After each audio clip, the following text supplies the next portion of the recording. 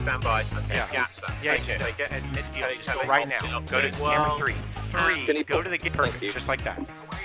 I'll just go ahead. Yeah. Graphics 2 is going to be up for the first. Okay. Take it. Go right now. Go to camera 3. Go. Yep. Go to the gate. Perfect. Just like that. No music. I'm going to hand to Q. Sophie. Wait for it. Wait for it. Wait for it. On radio in the Canal Zone. All right, guys, mic check. Yep. Go ready. Okay, Ricky, mic. Yep, I am ready. Wait for it. Wait for it. 2.5. Willie, mic check. Yep, let's go. 10, 9, 8, 7, 6, 5, 4, 3, 2, 1, and we're live. Okay, and go for it, guys. All right, here we go, guys. We are live. It's Friday night, March 7th. Happy hour at the Balboa Yacht Club. And of course, no better way to kick off the weekend than on the Balboa Yacht Club page here. So, Ricky, what's going on, man? Happy Friday. Hello, yes, hello everybody. Welcome back to our weekly show. Listen, everybody, welcome back to the happy hour at the Balboa Yacht Club podcast. Guys, this is a show that's all about the Panama Canal and the Canal Zone and everything related to it. A show that always starts with the toast. So to all our viewers, which right away we have a whole bunch, thank you very much. Salute, Thank you everybody. and salute.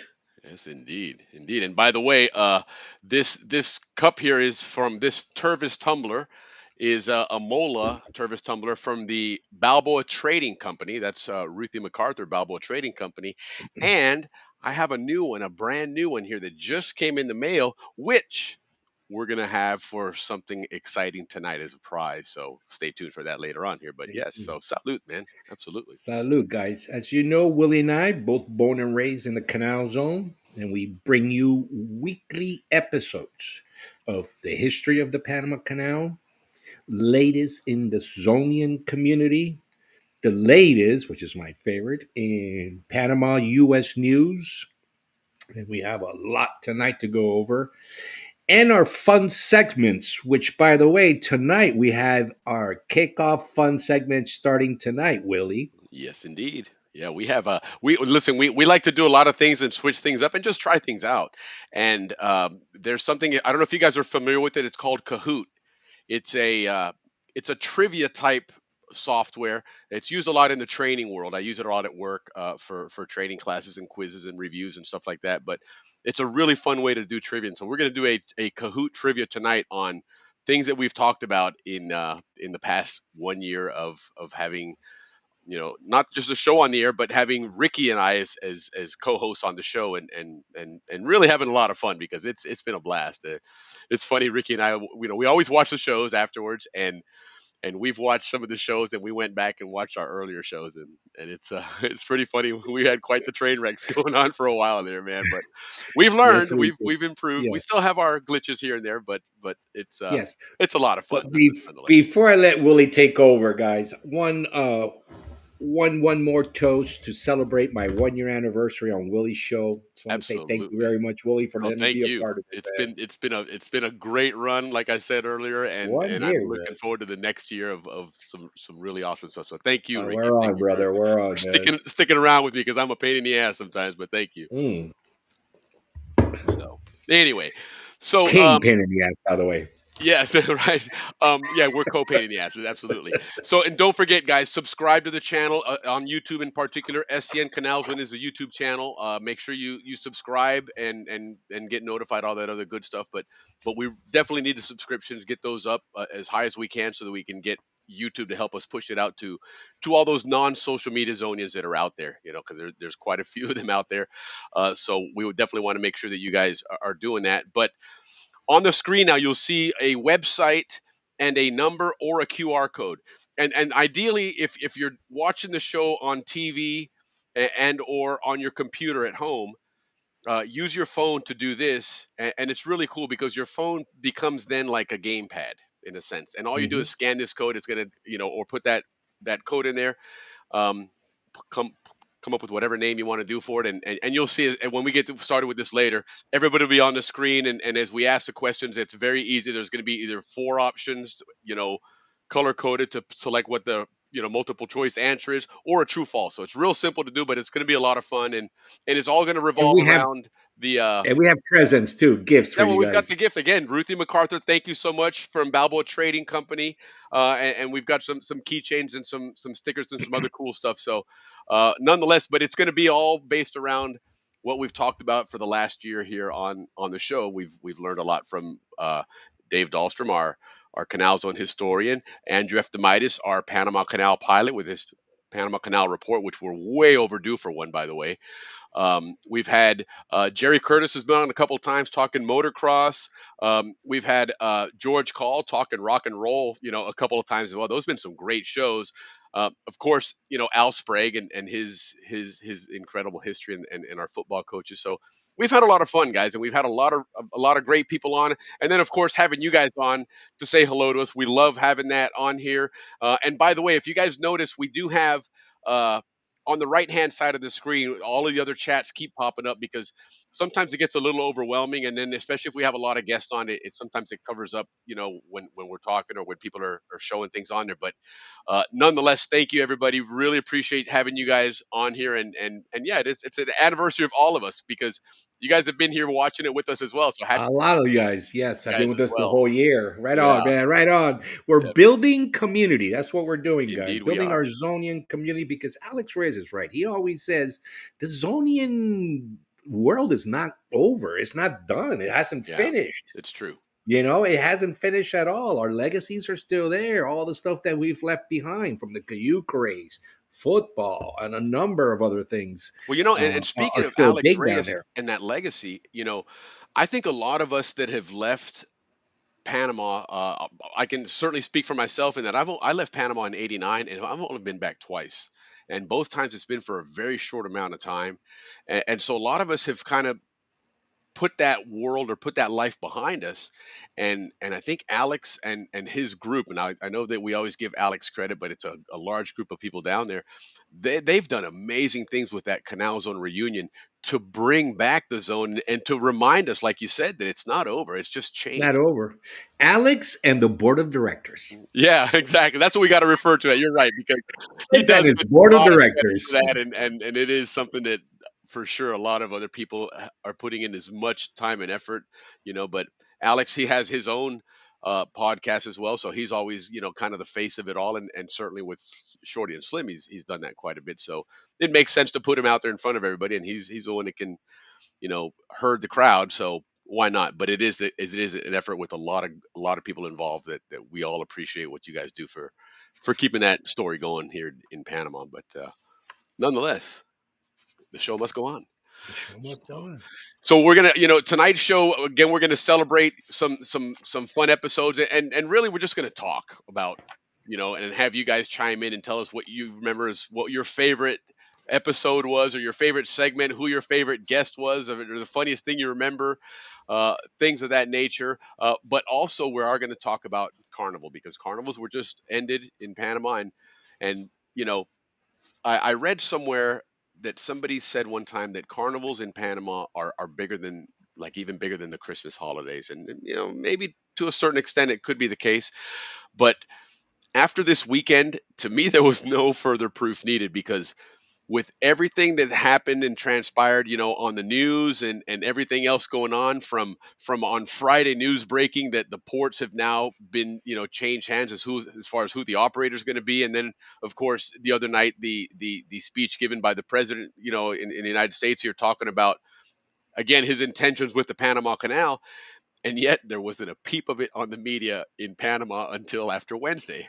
Why? Because it's Carnival, and I mean the whole country literally shuts down, and even news for that matter wasn't out there. I every morning on the way to work, I put on Panama Radio, which is a YouTube channel, and they have a show Panama Hoy, and I listened to that the whole way in because it's just a talk show anyway. There's nothing to watch, but I put it on. It wasn't even on. I don't think. I think if anything, they probably were just putting music or whatever. But I mean, Carnival really is a big deal in Panama. So we are going to learn some cool things about Carnival. I did, of course, went and decided to do some research on this to learn, the real stories of Carnival, the histories, and um, it's pretty cool. I mean, there's a lot of things I didn't realize or didn't know, and so we're gonna learn some cool things tonight about Carnival and things that we've heard terms like culecos and terms like murga and calle arriba and calle abajo and las tablas, but Diablitos. yeah, all that stuff. But what did it really mean, and where was it really Mhm. at? Because you know, Panama, for being a small country, is a big country in a sense, and you had Oh, carnivals in all different areas especially that were right totally now. different. You know, Right now, but we're the biggest country in the world. Look at that. right, We yeah, got the three biggest entity on the planet negotiating in our little country, yeah. man. Well, The and Ricky's U.S., going to show you China. guys a picture later to show you how big Panama is becoming. He just sent Yeah, me a picture to Panama put up is and not a banana republic, blew guys. me For away at anybody this watching view this for the of first time, Panama. you will be surprised. Panama Yeah, is not indeed. a banana. But before we move into all that, one of the last announcements we have for the Panama Canal Society, which we'd love to give them a lot of love, is March 29th, guys, is their next big luncheon. Yes. So you want to go, you Floridians or outside of Floridians, make sure you make it there. It's called Friends of the Museum. It's a luncheon held every year at the University of Florida, and it's like a joint meeting luncheon. Yep. So if you're part of the meeting, go to the meeting, but definitely go to the luncheon. You're really supporting a great, great cause. As you know, they document all our history. Yeah, the Now, Panama Canal Museum collection's incredible, guys. incredible, Definitely guys, step up and help them incredible, out. and it helps us a lot and our historians a Sure. lot, etc. I use But it a lot for listen, the show here. oh, me too, me too. Yeah. Now, this luncheon, they're going to have the second lottery, Willie, for that the Panama Canal Society Yes. puts out. This one has three awards. The last one, which was on the 22nd, they only the Space Coast potluck. They only had two. This one has three. Right. Right. One is the number one, a big. Oh, let's go with the third one. The third one is a dinner certificate for $200 for one of the two fine dining restaurants at the reunion, Casa Bella and A Land Remembered. Last Nice. time I said Casa Bella, Yeah, I know. It's my mom almost killed me, yeah, man. of course. The Alabama. There's that faction of Royals that went a little further, went to Yeah, Alabama, and apparently not mispronouncing anything in Spanish ever uh, again, man. Because uh, Reina too gets super annoyed with me. Okay, the second award is called upgrade to whatever suite you have. You have a suite, they'll upgrade you boop, to the next one above. So that's kind of a cool award. yeah, for And sure. the final one, which is the big award, is a 3-night all expenses paid Oof. stay there at the reunion. But I mean by all expenses is your I was room, gonna not say, not hold yeah on yeah now. not your food and everything. Your I, room, your room, your room, the your room. society will be calling us here in the morning, Yeah, going, yeah. In "Hey, a hold minute, on now." they'll be all over us for that. I mean, they'll be covering your 3-night stay at your Which is hotel great. room. I mean, that's fantastic. That hotel is it's a great hotel. I mean, don't get me Oh wrong, yeah, but the it's pricey. suites It's are in the heart of phenomenal. the tourist area, so yeah, you can get hooked up like that. That's right on. 2 rooms with a living room, kitchen, dining room in the Yep, middle. That's the way to go, man. it is. It really is. Yeah, well, most people. So, guys, that's what we have for our announcements, which sometimes we call "que pasó" ¿Qué or pasa? "que pasa." Yeah. Um, but yeah, the last thing. Oh yeah, the last announcement is guys. Monday is boch. ¿Cómo era, Willie? Bunch time. Bochon, That's boch. Alex's show. Yeah, Monday. Yeah, So he does one on Mondays on Facebook. Go on to their Shorty and Slim page, or just go into Alex Reyes' page and you'll see it there. But that's another great show that's more on the social side of things, a social level and whatnot. But a lot of fun, another place to engage, and it's got a lot more of a Panama flavor to it because it obviously sure Alex being does. down there in Canal's Panama, flavor. so you're getting something straight from the homeland. Correct. But that should kick us off right into our favorite segment. Yes, absolutely, and which is of course the original Bochinche, which has of course its own great tune. And I'm sure, listen, Alex being Shorty and Slim and those guys, I'm certainly not going to say I'm going to compete against them when it comes to tunes and music, but I think we got a pretty cool tune here with our Bochinche song. So let me hear what you all think about this tune here. El bochinche, el bochinche, el bochinche, el bochinche, el bochinche, el bochinche, el bochinche, el bochinche. There you go. So of course that is a good tune, and again, Alex, no, not gonna try and compete with him, but we got some good tunes. We got some good. We got our good. Oh, guys, this week, like since December 20th, we have a ton of new development over happening over our beautiful canal.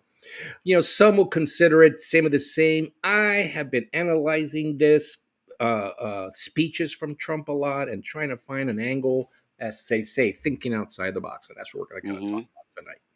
But before we get into that, guys, Japan and the Canal ACP, which is Right. the old Panama Canal Company, big meeting, and everybody wants to know why Japan is in there. Why is Japan having these big high level meetings like it's like the Sure. U.S., China, etc.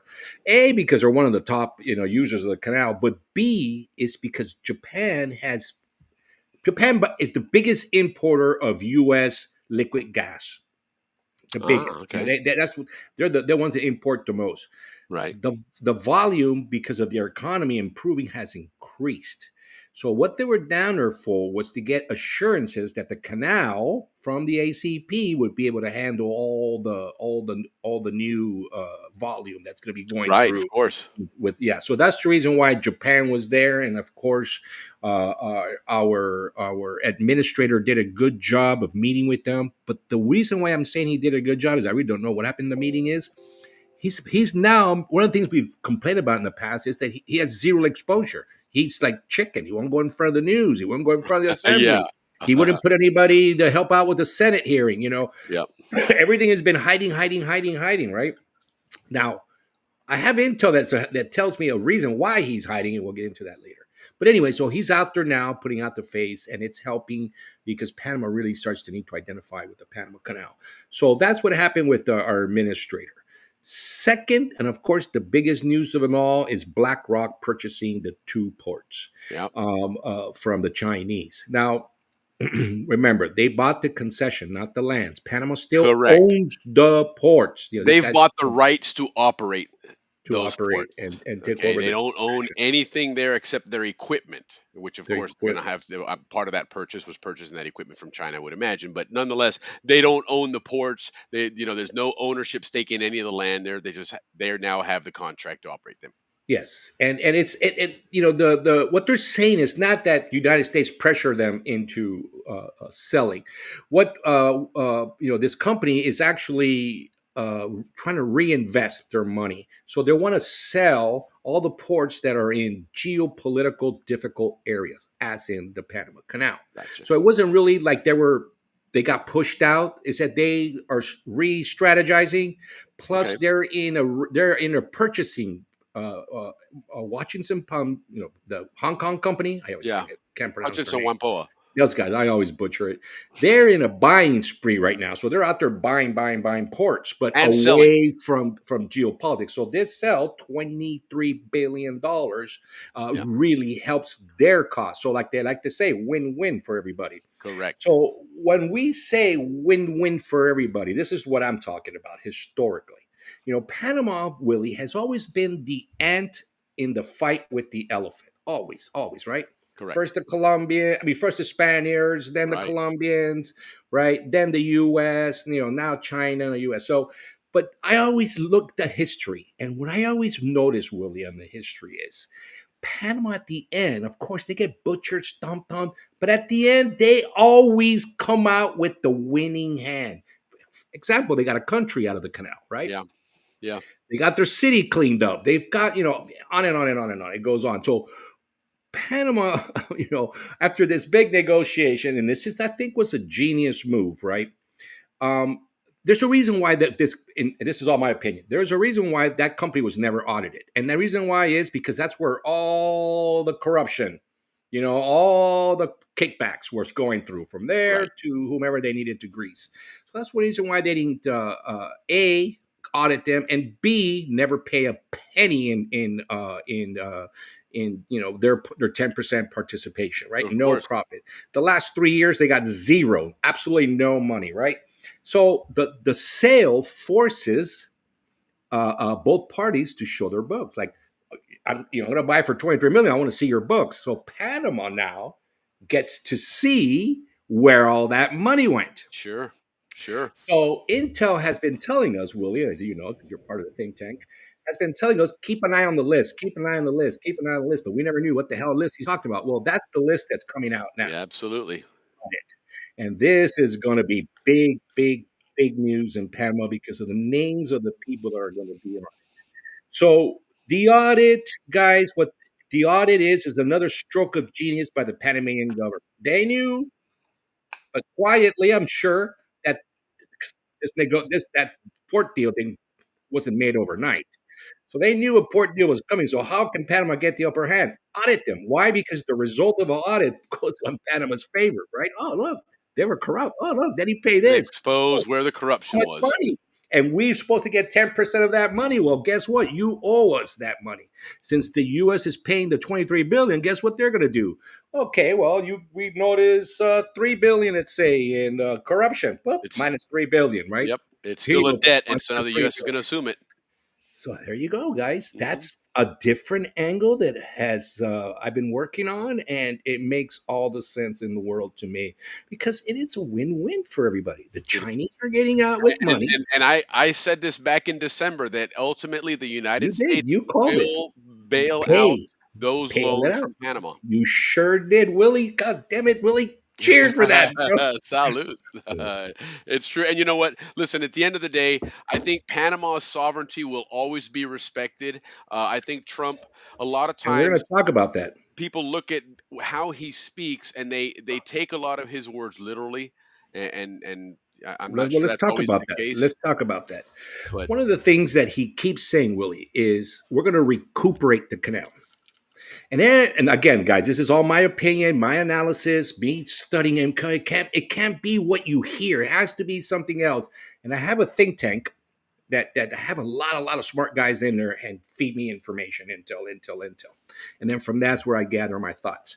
Guys, when the president says we're going to recuperate the canal, okay, one thing we all have to understand is from the very beginning of Panama and the canal, we started together at the same time. Both of us did. yeah, The canal was they could built. almost be twins. They're twins, big brother, little brother, whatever you want to call it. But in my opinion, it's equal. And I'm going to tell you why, Willie. United States had three options when they came to the canal. Option number one, deal with the Colombians. It would have been the Colombian Canal with the U.S. participation. Option number two, And they would have the eventually gotten a deal, even if that first one was rejected by the Colombian correct. Senate. They could have done a Eventually, they second would have deal. gotten a deal. Correct. The second option was the United States was in an expansion mode at the time. There were Guam, Hawaii, Puerto Rico. They were getting caught up. Remember, they missed out. They Cuba. weren't a country when the first round of colonialism started, so they were behind the They were curve. gathering. So their second option was just make Panama theirs. Why? They could have just Wouldn't taken have been it. difficult.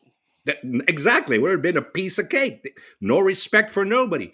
But they chose option three, which was to respect the Panamanians and do business with them.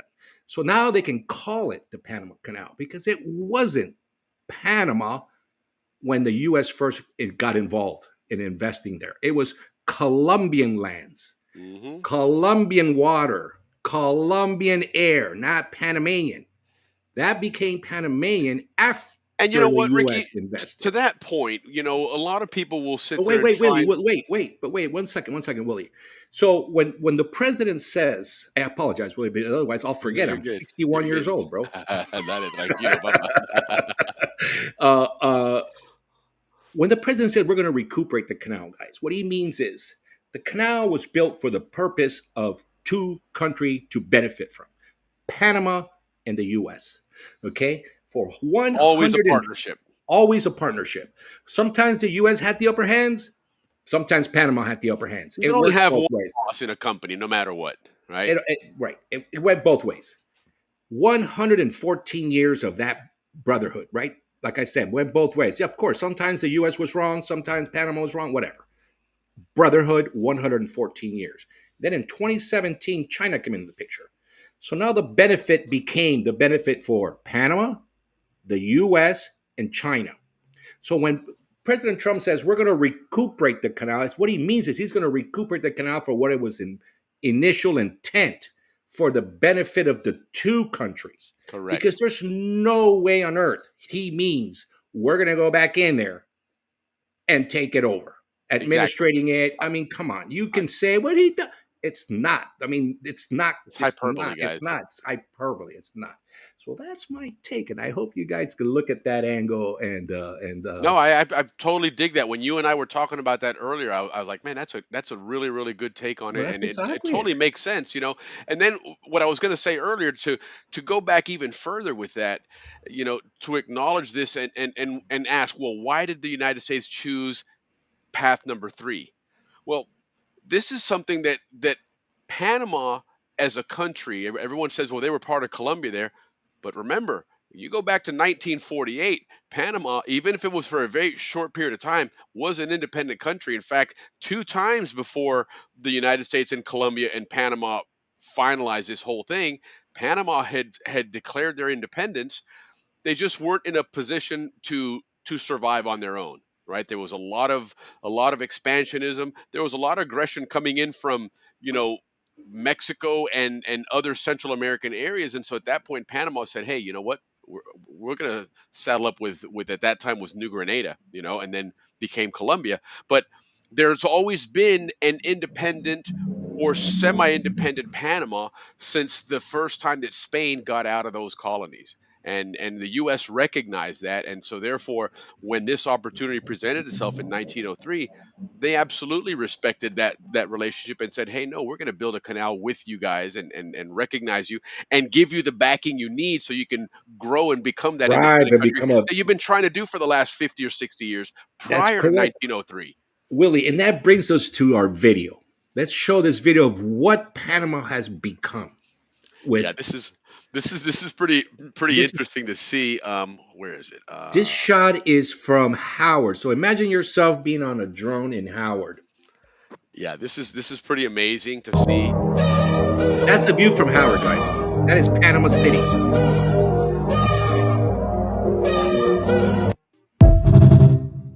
Yeah, that just blew me away when Ricky sent me that. I played it one time and I wasn't paying attention. I was doing something else, and he goes, That's looking at Panama City from Howard," and I was just blown away at that highway, that the size of that highway, and then to see the size of Panama City in the backdrop was And the absolutely canal right incredible. in the middle. Show it again, Yeah, but pause it so people can take a good look at it because it is yeah, impressive it really is. where I mean, Panama is. And on top of that, there's going to be another bridge with a tunnel underneath. yeah, look at that highway there, you know, and the You view can is see the is so train on the far out right it doesn't do it justice there. But yeah, there's the rail line that they're starting to work on and build, and then look in that background. Look at Panama City there, how big that was, the amount of skyscrapers that are there, and I mean, in the they canal in they the almost middle. dwarf Ancon Hill.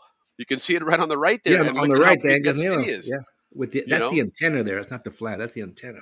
right, right, That yes. is amazing. That So is our beautiful, beautiful country. So, guys, yeah, Panamanians, if you're watching this, try to find that brotherhood that we have. And yeah. by the way, Willie, I love what the U.S. Embassy is promoting now.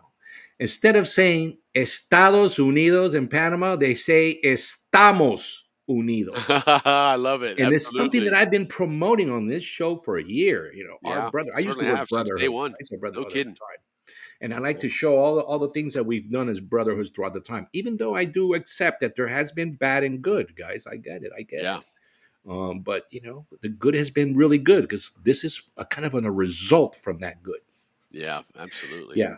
So another thing that you know, in Panama right now, with since the signing of the deal for the ports, right? There's Right, been again they're saying, oh, Trump is lying, Trump is lying, Trump is lying, Trump is lying. Okay, Panamanians, let's go over some of those points. Point number one, which I see it's everywhere, is the number of death, guys. The number of deaths is like this. Is there a true historical record of how many known people died? No, there isn't.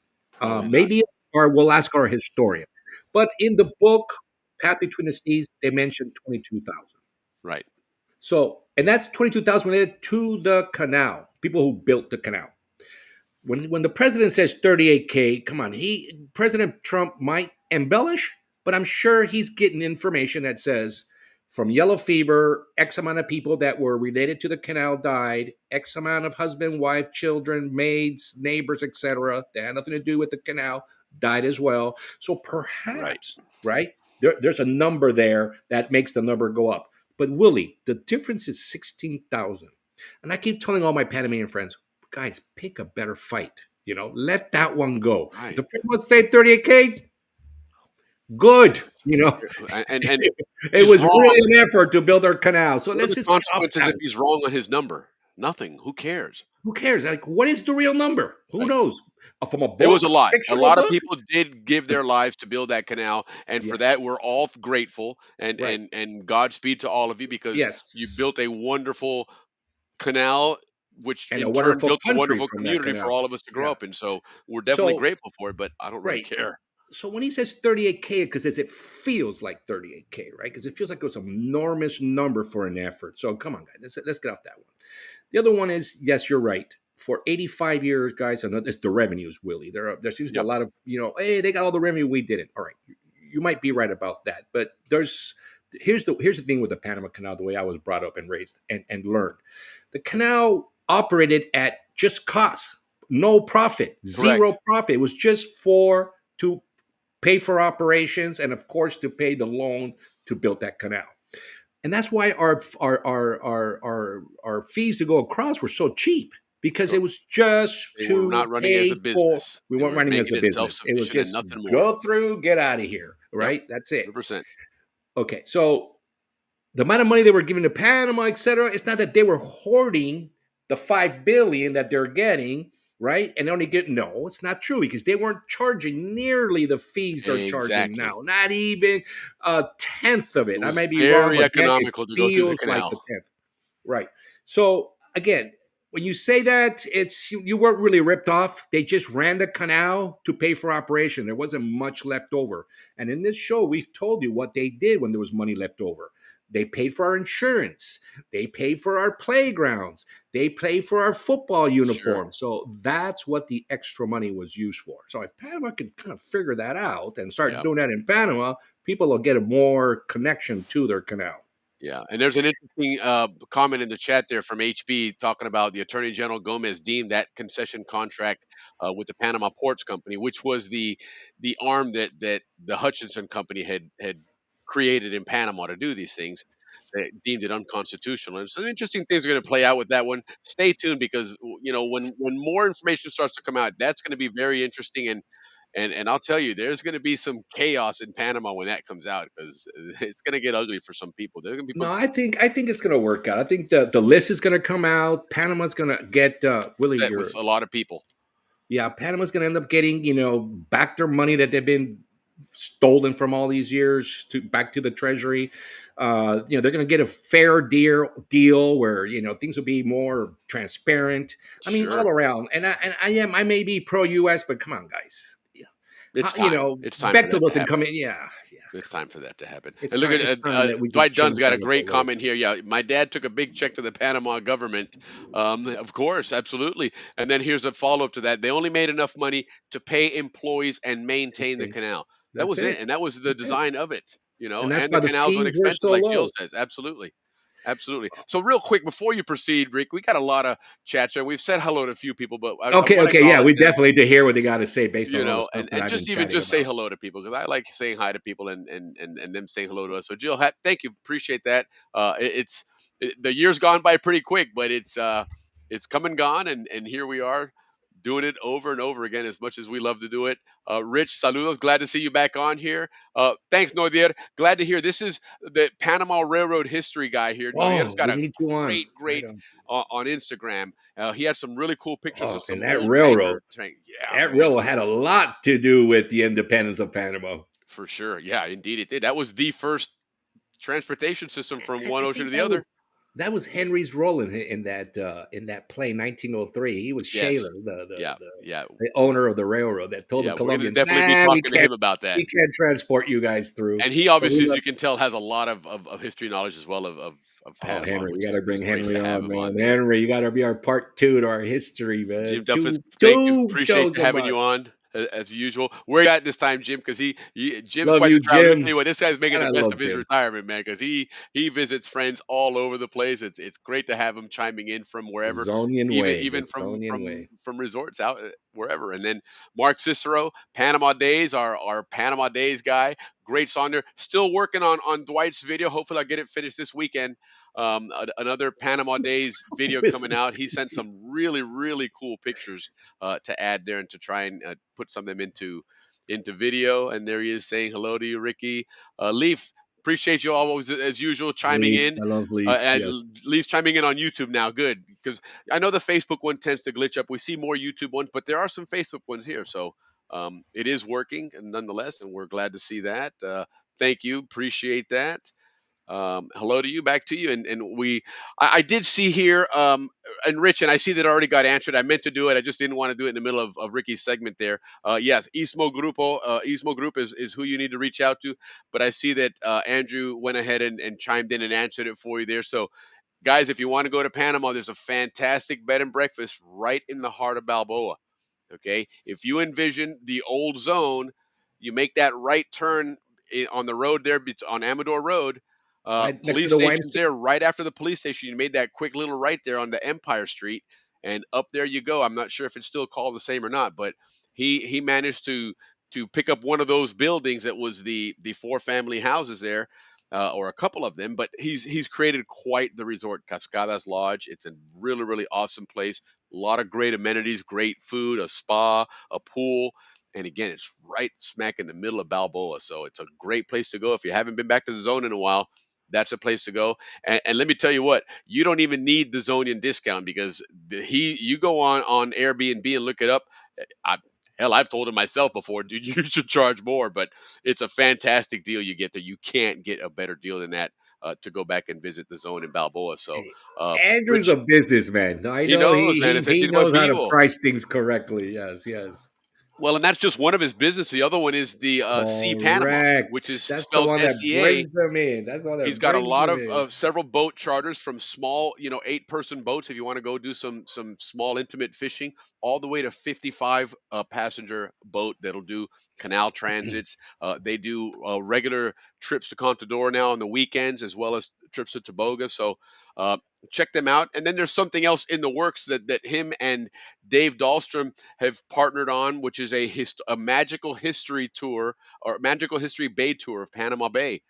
A lot of really cool stops to check out different areas on the water that have a lot of historical significance, both Canal Zone history and Panama history, because obviously we know that prior to the United States and the Canal, we had, all the way back to Henry Morgan in the 1500s and stuff going on there. So there's a lot of rich history on the water there in Panama, which is why Panama was so prominent because of all the trading that they had going even back then. So check that out when it's ready to go. And then of course, Rich, now you got the information from Andrew on getting your group out there. That's pretty cool.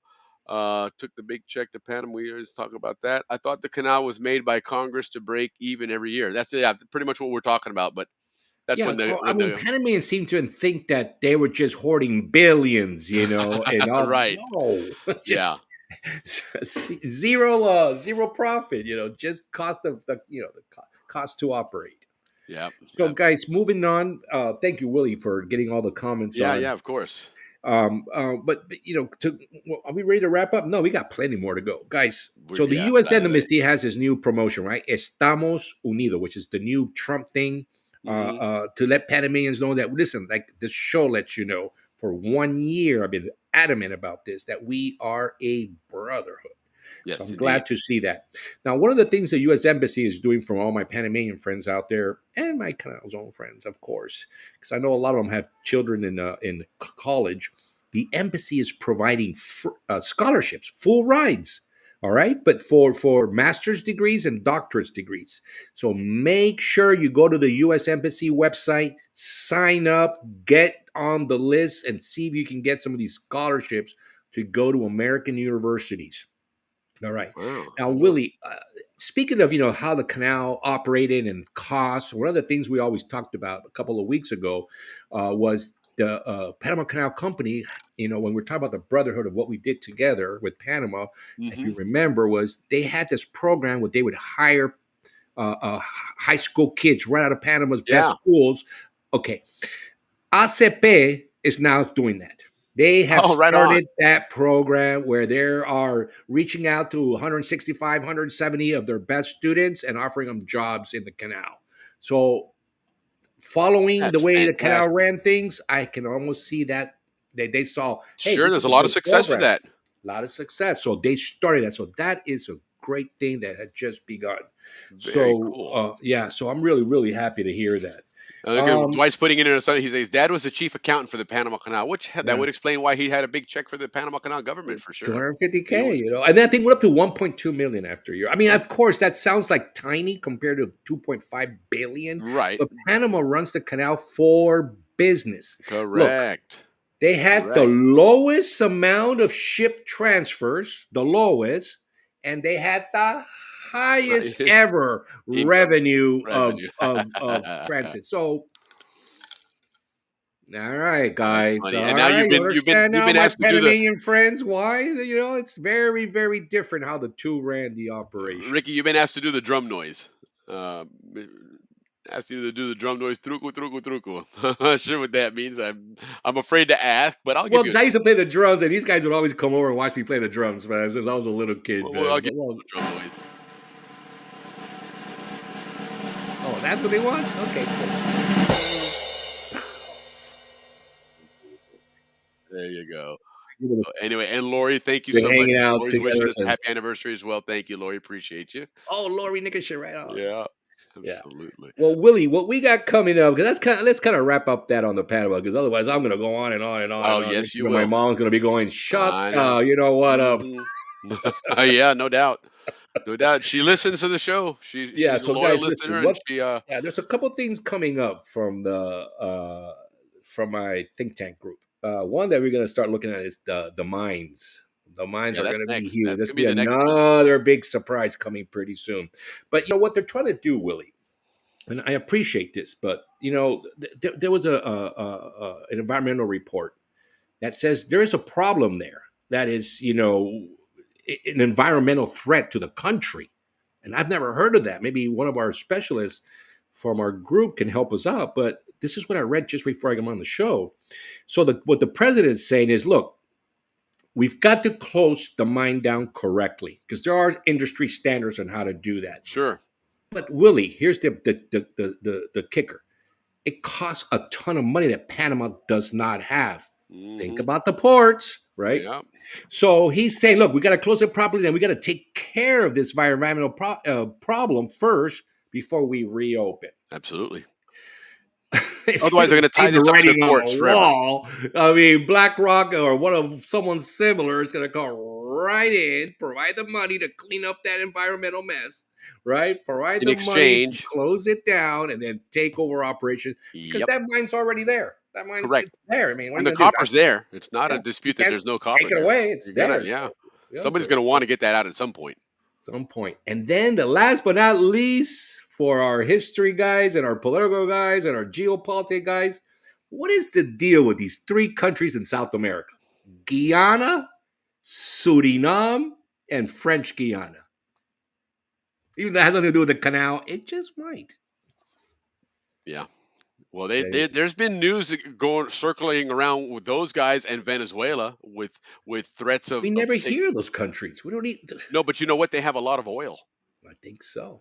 Oh, they do. They one of them, I believe it's Suriname. I believe has a lot of oil, and Guyana, they're the they one just that's right found next out to there. Venezuela, and Well, that's Venezuela's Guyana, threatening to take them. Guyana, They're massing Guyana. troops along those borders, and Yeah, they're Guyana. wanting that oil. Well, let me tell you, Willie. I know this has nothing to do with the canal, but this is the deal.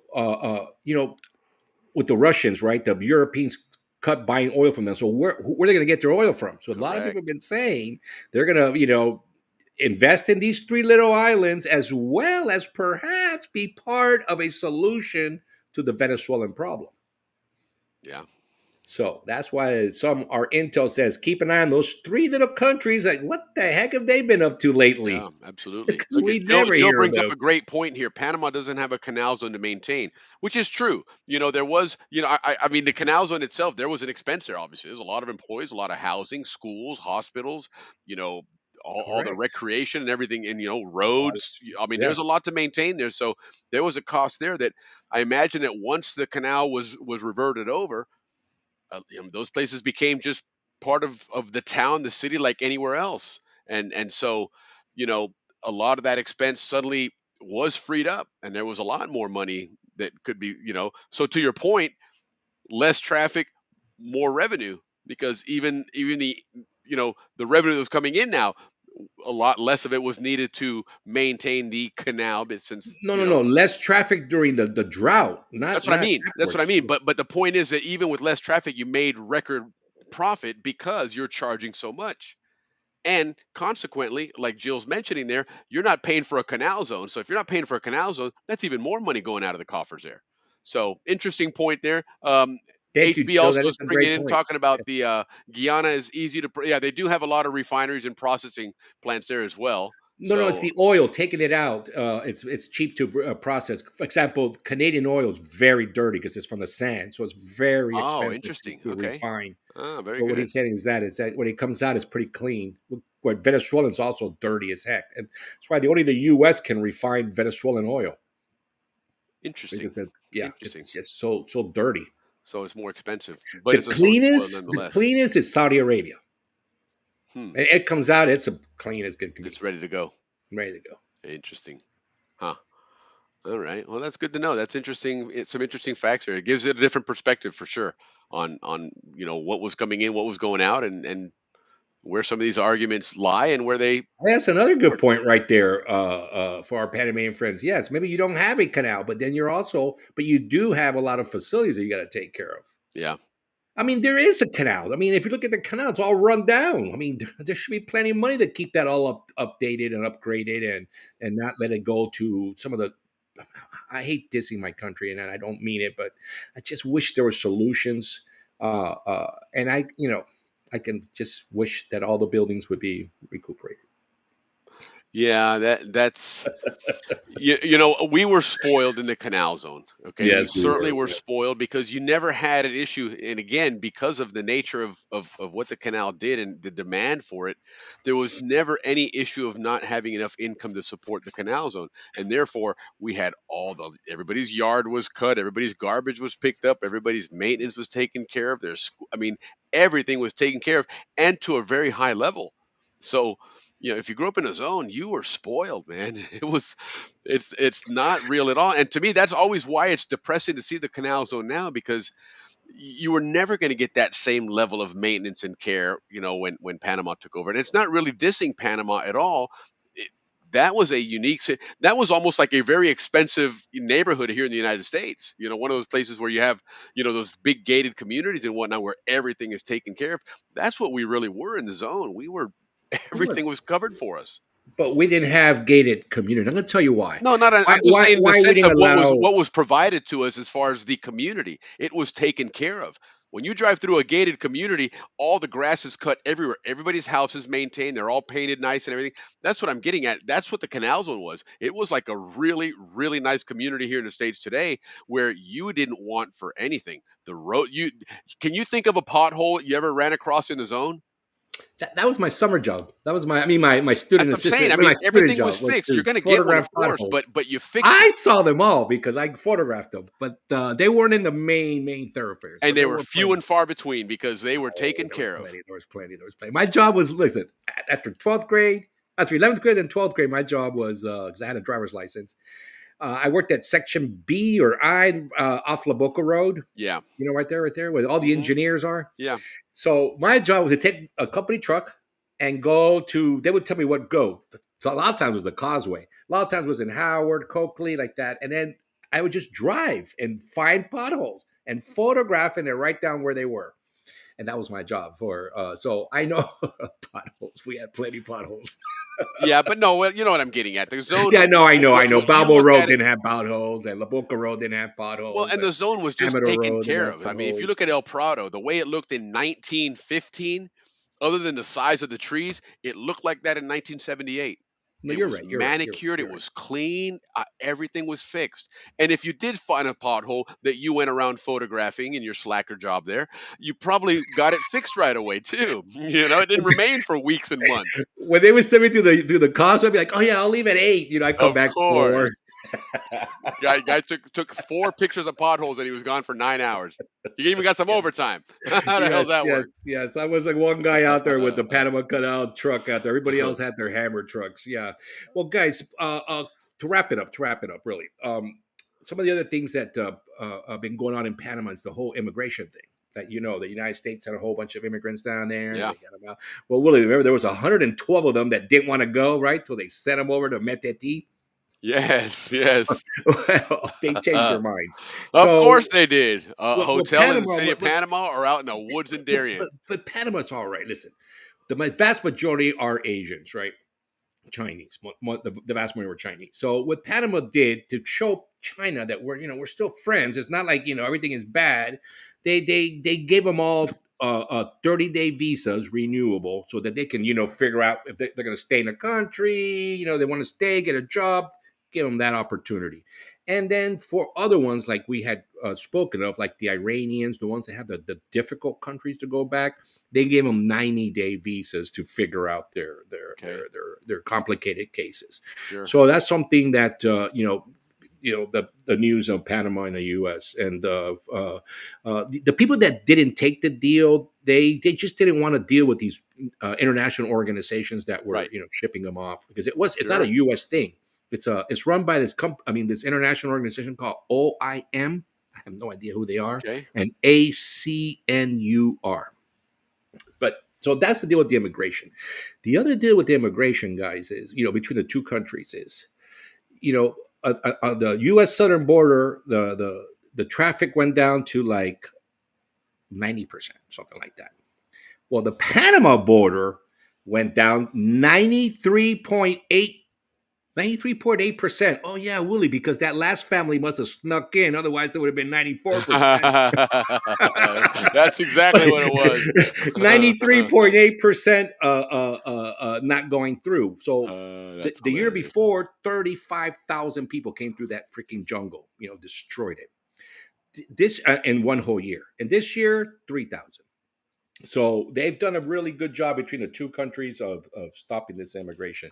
But now they got a new thing they got to deal with, Willie, is that U-turn. They're all going back the other way now. That Costa Rica and Panama now are stuck with the bill. Yeah. Right, so that's what's going on with that. And of course, human rights groups are complaining about the Meteti deal. But one of our intel from our think tank group let us know that part of this new Meteti deal that the U.S. has with Panama is that they're going to help finance to put down to reopen and a hospital that was abandoned. Yeah. They were building some 15 infrastructure over there before this, and now this is going to help to build that back up. Build that back up and get that area, because that's in Darien, guys, and it's a pretty big. We saw the pictures of the hospital. It's a big hospital. Yeah, it sure it's is. a big deal. Yeah, but it was abandoned, and so anyway, so that's also coming back, part of the deal. So again, cheers for that. Cheers to our brotherhood, man. Estamos unidos. Friday night, the Balboa. Estamos unidos. Yeah, not Estados Unidos. Estamos unidos. I love that. We are together, man. We're going to make sure we completely promote that, Willie, because it is true. Absolutely. There should not be any and we're also animosity. going to take the opportunity then to do another shameless plug of ourselves here. And Noemis is asking in the chat there about the URL for this on YouTube. And there it is on the screen there. YouTube.com/@SCN Canals. And that's the way YouTube works. I'm not sure what the whole @ sign, the ampersand, as people used to call it. But YouTube.com/@SCN Canal Zone. And that'll take you to the channel. If you go into YouTube and just into the search bar, type in SCN Canal Zone, all one word, you should be able to find it there. And now check this out. Interesting. Look at this. Little sad Canal Zone news here. HB is telling us that the Balboa post office has been condemned. How do you mean condemned? Well, how can you condemn our little building? It's such a beautiful architectural building. Somebody looked at that piece of land and said, man, there's some valuable land here. Hey, Jose, you want to condemn this thing? Okay, let's condemn it. We got to tear it down. No. I swear to God, man. I'm going to go bananas, man. If you destroy one more Canal Zone building. Yeah, we're going to invade for sure, man. I'll write President Trump, man. No doubt. Those position boxes. You know what? That would be a nice little fundraiser for the museum if you wanted your mailbox. 434 is mine. That would be really, really cool. Yeah, mine was 2996. That's cool, man. I was on That's a that great first, idea. right next to the doors. They go to the inside. I was on Leaf that wants first area. 2287. Yeah, there you go. And the 228. signs that That's said four numbers. You guys must have been like all the way around. I was 2996. I I was just was 434. interesting. Well, Yeah, the we were there a Royals long had time, man. We were had the there. you guys get My three dad, digits. my dad had We had connections. palanca. That's what that was, man. Of course, it works. You know, All those 55 graduates, man. and They even all he had probably even had connections. 3-digit mailboxes in Alabama when the Royal Alabama gang established themselves as well. So who knows here? And they closed it down Wow. and moved all the boxes to Caledonia. Interesting. Wow. Okay. What are they going to do with it? I mean, it could be a beautiful building for, let me Oh, think. until further notice. Okay, so maybe they're going to renovate it or something. Okay. I mean, it's really built for a post office. We had an episode on that when they annexed that, Sure. built Sure. the annex on the back. J.D. Dillon built that. I remember from our podcast way back. Yep, One of the absolutely. And bigs. then John's talking here. I saw some of the flights to Atlanta with the IOM shirts, International Organization for Migration. Ah, there Oh, you got go. it. There Okay. you go. Thanks, Okay. John. That's one of those, I think they call those NGOs. That's Hmm. what that is. Yes, around the corner. Probably turn it into 24. Yeah, right. Listen, that was the one thing that I will say when the transition started, and Panama started to take things over, and the zone was still part of the zone, but it was starting to get Panamanian. The 24 hours in Diablo was very convenient. It was a Oh, great place. I frequented that all the time, man. So yeah, you're right. And then the KC became one of those as well, yeah, which is so right that behind was my mom's house. I Yeah. didn't I didn't have any issue with that whatsoever. That was you could make that Panamanian because that was where you trade in all your beer and stuff. They would take the empty cases there, like a lot of the bodegas would. So 1086 I still have by since oh look at that. That's cool, man. Right on. Ours was 2487. Okay. I was 7 but in Albrecht. Okay. Very cool. Yeah, that was cool having the mailboxes down there. That's a great idea, Jill. Hopefully they can do something and work something out to if they decide to close that as a or I guess as HB said they already did close it. So yeah, I wonder what they did with all those doors and stuff because those would have been collectibles for sure. My dad worked on 24 Hours in Diablo with the Pacific Advisory. Okay, right on. Very cool. That's what this show's about, man. Going back to the zone, back to history and reminiscing and all that good stuff. So is that your bochinche? Or we That's a lot of bochinche, my that was some friends, good man. bochinche You in guys there, but got a lot of good stuff though. And analysis. it's Yeah. starting to kick up again. I mean, obviously we knew that there was going to be a lull while things started to settle, and this is now round two. A lot of us thought, okay, well, all this chatter started in December, and what did they get out of it? Well, we now have the port concessions are now being Oh, operated by an Willie. American company. There's canceled contracts. They're getting out of Yes, BRICS. yes. And So listen now, to what does this. round two do? Willie, What wait, are we wait, looking wait. There's for one here? more benefit, Willie, that we're getting Okay. again from our intel group. One more benefit. China's seeing the writing on the wall, right? They're starting to lose contracts. Well, one of the remaining contracts they have is the bridge contract, which is building that tunnel underneath. Yeah, yeah. So of course there was already a lawsuit, right? Because of their employment record is Sure. not to our standards. I'm not to our codes, right? The 80% has to be Panamanian workforce. Correct. We're probably at 20 Correct. or 30% were Panamanian. Well, anyways, they picked that up, and then what else did they do, Willie? They bought extra machines to dig that tunnel, Dig double that the tunnel. speed. Hurry up and do that shit and get paid before these guys cancel that one on you. They're running So that's scared, good. man. That's see another Uh-huh. benefit for Panama. Another Uh, benefit that it's hard to that's quantify, hilarious. but it's true. They I got that wouldn't doubt going. it. Honestly, those things aren't cheap, man. You're not buying that unless you really are trying to move things along quicker.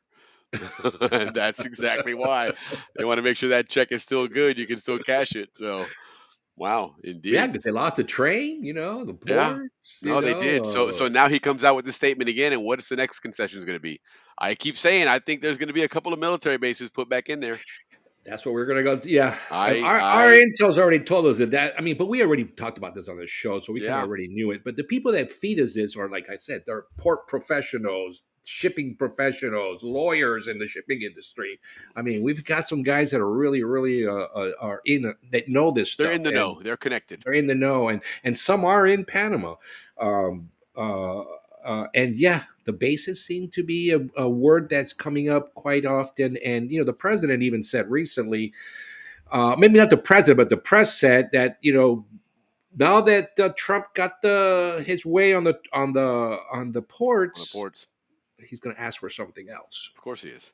and Absolutely. that's something else everybody's And starting to. Panama recognizes it to keep this canal secure, especially with in the last couple of years, the relationship with Venezuela has soured. Even to some extent, the relationship with Colombia. There's been several times when they've butted heads with Colombia over that Darien border, and so you know, at this point, Panama recognizes that when it comes to security and dealing with countries of this size, because you know, I mean, Colombia's been at war with civil wars for gosh, 100 years it seems. So Seems they have forever, a yeah. very established, big military, as does Venezuela. And so Panama recognizes that, it's not even just canal security anymore. You're talking about security of their country. And that's where a couple of U.S. bases will do what we've said they did back in the day when Back in the in the day, right? 60s and Because look, 70s, the one country in Central America that did not have insurgency was Panama because of the amount of military U.S. presence there that correct, completely correct. buffered them from all of that. And we're also getting into that. Listen, Venezuela and Colombia are the big money in Panama. It's not China. It's Yes. Venezuela and Colombia. Absolutely. And they're like, taking over, so to speak, making Yeah, they're life getting a lot more of influence there, difficult for the locals. So yeah, we have a lot coming up, guys, in the near future. Like I said, we have a Yeah, think stay tank that tuned, man, feeds because us there's great more to come on this information. stuff here. It's gonna kick up again several more times before it settles down. Bochinche politics on Friday night, guys. Absolutely. Look Make at sure Vern to got three or join four us. margarita club. This is so whoever's just chiming in real quick here, if you're seeing these numbers up there, it's everybody's post office boxes in the zone. Mine was 2996. We're getting quite a few more up there. That's cool. Everybody remembers their post office box. Thank you, Mike. Appreciate it. I think Yeah, it's everybody's ready been for a awesome, game, man. Willie. And also, if you guys are wondering what you see on Mike the screen there, Boyle. it says kahoot.it. Okay. You can either go to that website or you can scan that QR code. But if you go to the website, you need that pin there. That's 1699903. This is a game called Kahoot. It's a trivia game that we're going to do here shortly.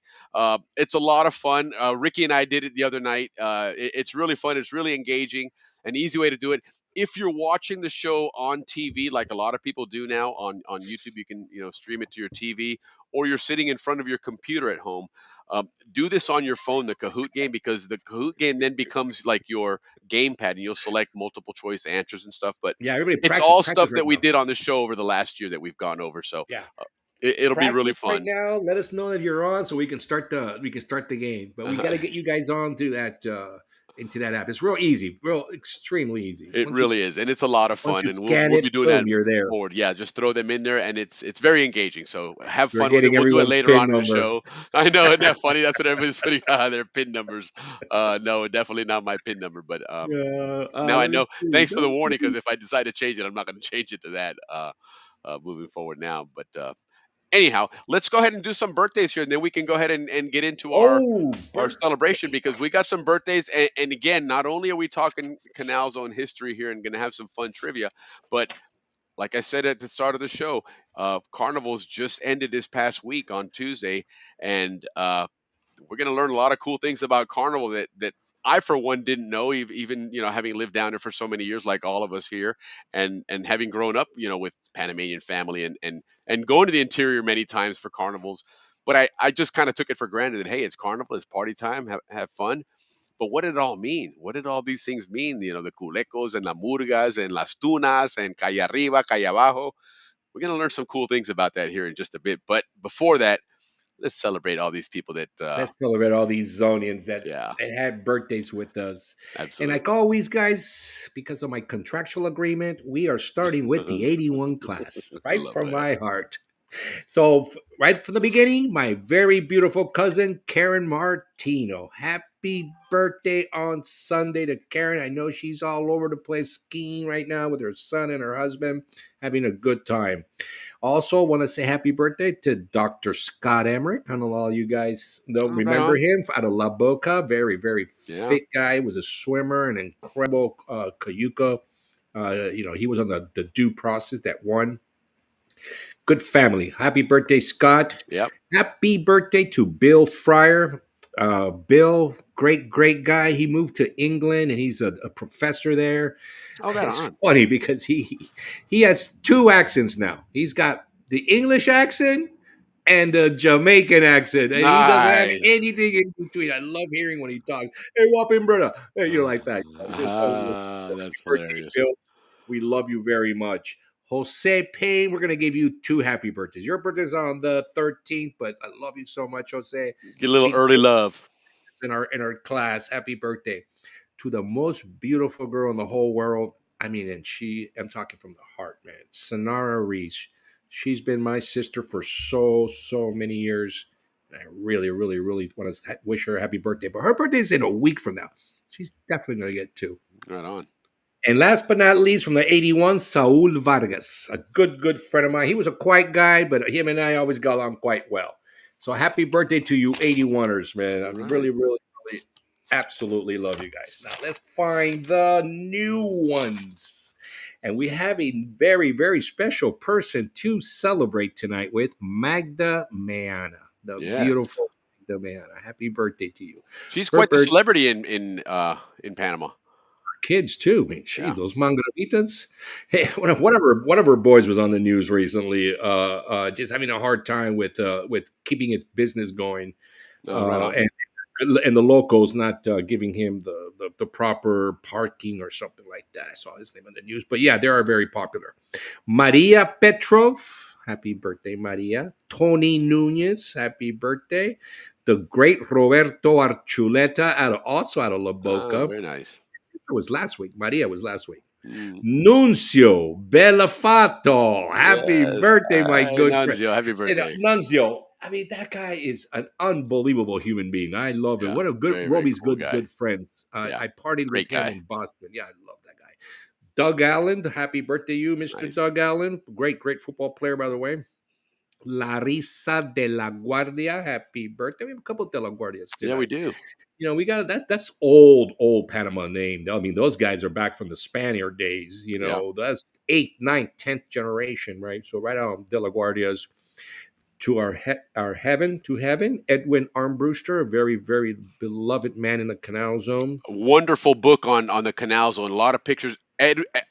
He was a avid flyer, an avid pilot. He was a pilot instructor, in fact. My dad, who was a big model airplane builder, built him a Cessna that he could use for his instruction to the student Oh, pilot. right on. But That's he took cool. beautiful aerials of the Canal Zone. He's got so many of those, and he's got a great book out. Connie Armbruster, class of '84. I've chatted with her once before, and she said one day she'd love to join us and share, and promote her dad's book. It's a great book, but I mean, just amazing aerial shots of the zone that you just absolutely would love to see. So Yeah. check him out. One of my good friends, John Catanzaro, always did his summer and school jobs with Yep. with Mr. Armbruster. So we'll probably have John on one of these nights. Yeah. And when we do the what school job you had episode. Okay, happy birthday to Trey Dean Bright, Jerry Smith. Happy birthday, class of '90, I believe, maybe '89, class of '90. Somewhere in there. Oh, the beautiful, even though she left early, the beautiful Gianna Puccetti. Yeah, she was Very class good of '86 as well. Class of '86. Very good friends with Roby. Carlos Chicho de la Guardia, another great Yes, Chicho La Guardia, Panamanian, great Kiwani. Zonian, Power High School, Kiwani, competitor, brotherhood, estamos unidos. Yeah, good guy. Billy Taylor, happy birthday, Billy. Karen Sober out of Diablo, the beautiful Soper. Karen Soper. Oh, con la P, no con la B. Got it, con la P. Sandy Farias, happy birthday, Sandy. Matt Treckman, happy birthday, Dreckman. Matt. Dreckman, happy birthday. To my very cool friend, neighbor, Tocayo Ricky Kofer. Last but not least.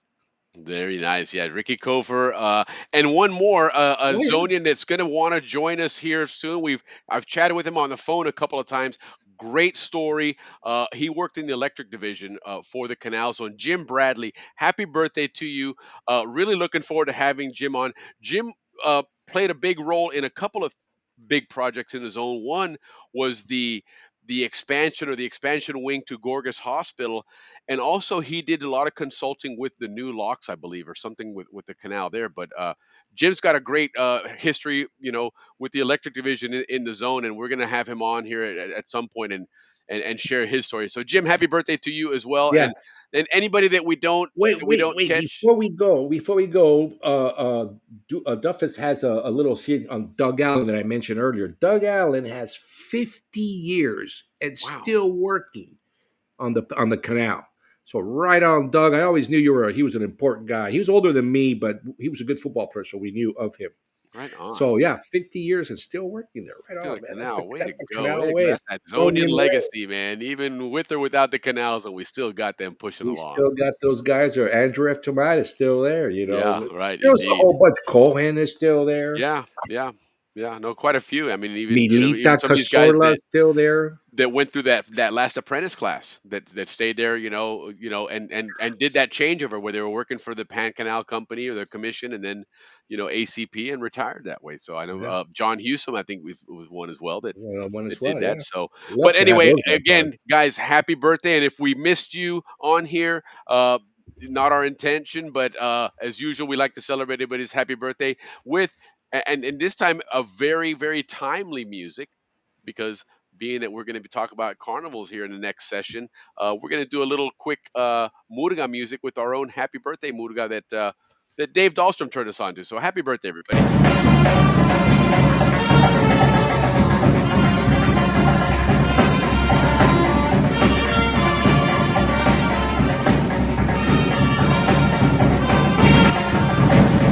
You go. Happy birthday indeed, and that is your murga.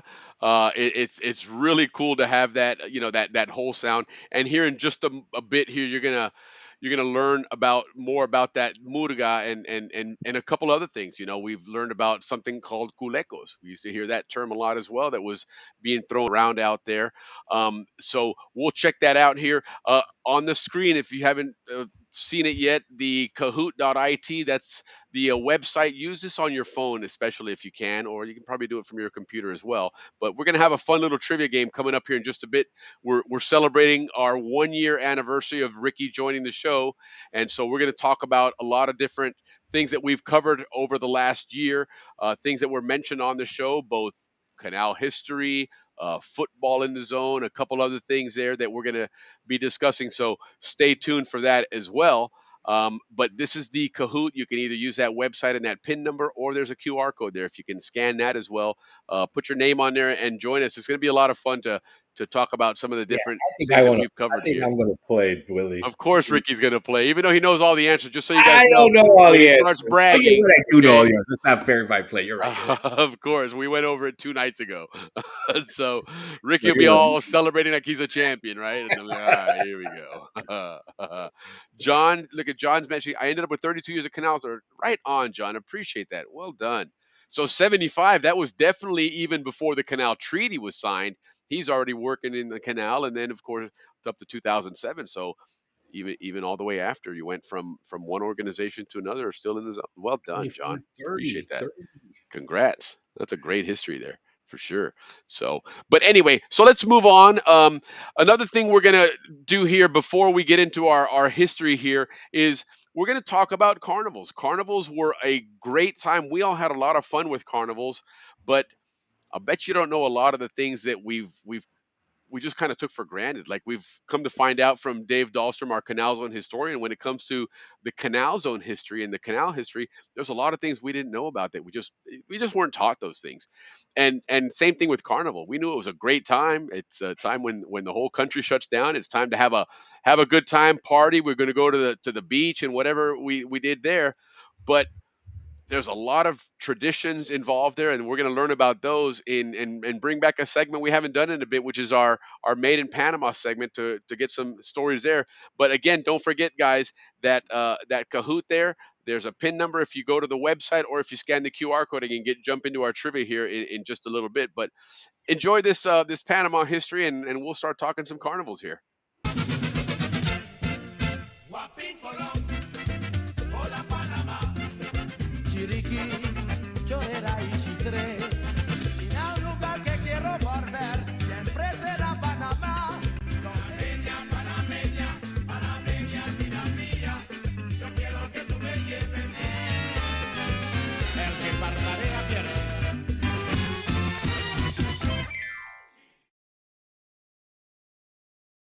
Right, there you go, guys. So that's our Panama theme there. We use that theme when we're going to learn something about Panama that maybe something historical, something we didn't know about.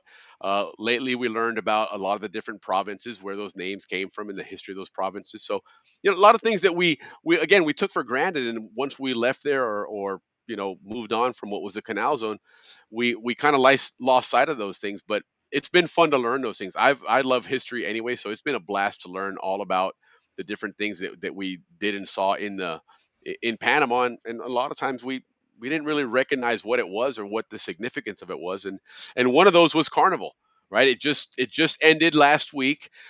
Interesting thing about Carnival, and I mentioned it earlier in the show, that with all the news about Panama and the canal and the ports changing hands and everything else, none of that news was being spoken about at all until Wednesday. And it started last Friday because that's when the announcement first broke that the ports, the concessions now had been sold to that Black Rock consortium. And then of course later on, a few days later, there's that Trump speech where again he talks about retaking the Panama Canal and all that good stuff, and yet not a peep in the media. Why? Because Carnival was going on. So it was really cool to go back then and start reminiscing about my memories of going to, like, for example, going to Agua Dulce, where my family had homes there. That was a lot of fun.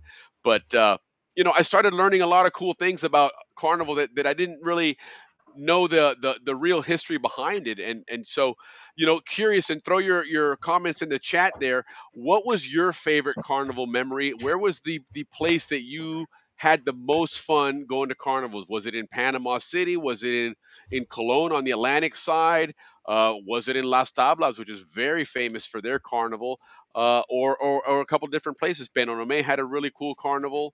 Like I said, I went to Agua Dulce. We had a really fun carnival there as well. But where did you guys spend your carnival, and what was your favorite memories? Throw them in the chat there while we go over some fun different facts that we're going to learn about carnivals, both in Panama and in particular Las Tablas. We're going to focus a little on Las Tablas, but we're going to learn some stuff about some of the other places as well, not just Las Tablas. But I do have a bit of a partiality to it because one of my friends and classmates that I went to St. Mary's with, uh, Grace Hoskins, now Grace Fessick, she lives here in the United States now in Orlando, but she was Reina de Calle Abajo in 1988. In fact, I've got a picture. I'll show you guys a picture here real quick. Where is she? The redhead. Yes, yes, absolutely. Here she goes. That was her in 1988. Um, and again, a classmate of mine throughout St. Mary's. And then when I went to Corundu, I think she moved here to the United States. But she was Reina de Calle Abajo in Las Tablas in 1988. Here's a picture of her with one of those very elaborate outfits that they wore in those parades and stuff. So that was kind of cool. So I've always had that, ever since that event occurred back in the day. I've always kind of had that I guess attachment or rooting for Calle Abajo, I guess. So if you ask me who was I rooting for, it was Calle Abajo. But yeah, again, share your memories there and talk about your history of the of the Canal Zone and of your memories of the carnival. But here's a couple of things that I learned, and this is kind of cool because we think of Las Tablas, and they had a really big one, and they're really the ones that originated that whole calle arriba, calle abajo thing. Okay, that wasn't anything that the other places did. There was others that were more traditional on the Atlantic side. They were more leaning towards Caribbean celebrations and what they call the Afro Caribbean celebrations as well. And then in the city of Panama was altogether a different kind of carnival as well. But in Panama City, they call it the biggest urban celebration. And earlier when you were watching this video, Mayor Meyer was really involved, as he's been with bringing a lot of color and culture and celebration to the city of Panama. In addition to cleaning the place up, he's made it a fun city again, a place where people are proud of their community and are getting involved and going out and celebrating it. And the carnivals was no different. It was a very successful. The weather was fantastic for it and whatnot. But they talk about the main features of the Panama City Carnival. Then is the parade on Balboa Avenue. and that's the main parade. There's floats and dancers and things like that. They have the culecos. Okay, what are the culecos? If you guys real quick chime in, I know we've got a bit of a delay here, but what are the culecos? What do you remember the culecos being, and what they called them? Look at Frank talking about las tablas. See, Rasman, exactly. Las tablas was a blast, and back in the day, that was a haul because remember before you had the big highways to get from Balboa to las tablas. Gosh, that was a good 4 hour drive, 3 4 hours at least on the road. But what a blast the carnivals were in las tablas for sure.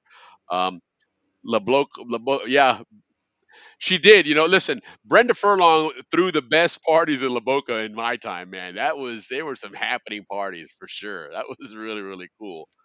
John's telling us in '78 we had a group of about 40 Zonians camp out in Las Tablas during Carnival. Wow, that would be awesome, dude. 40 people, 40 Zonians partying together in Las Tablas. What a great trip that must have been. Absolutely. Las Tablas, San Carlos, absolutely. Yeah, San Carlos was another great. I mean, obviously a beach, environment there and a lot of surfing going on, but nonetheless, a lot of fun there. Let's go back a little further here.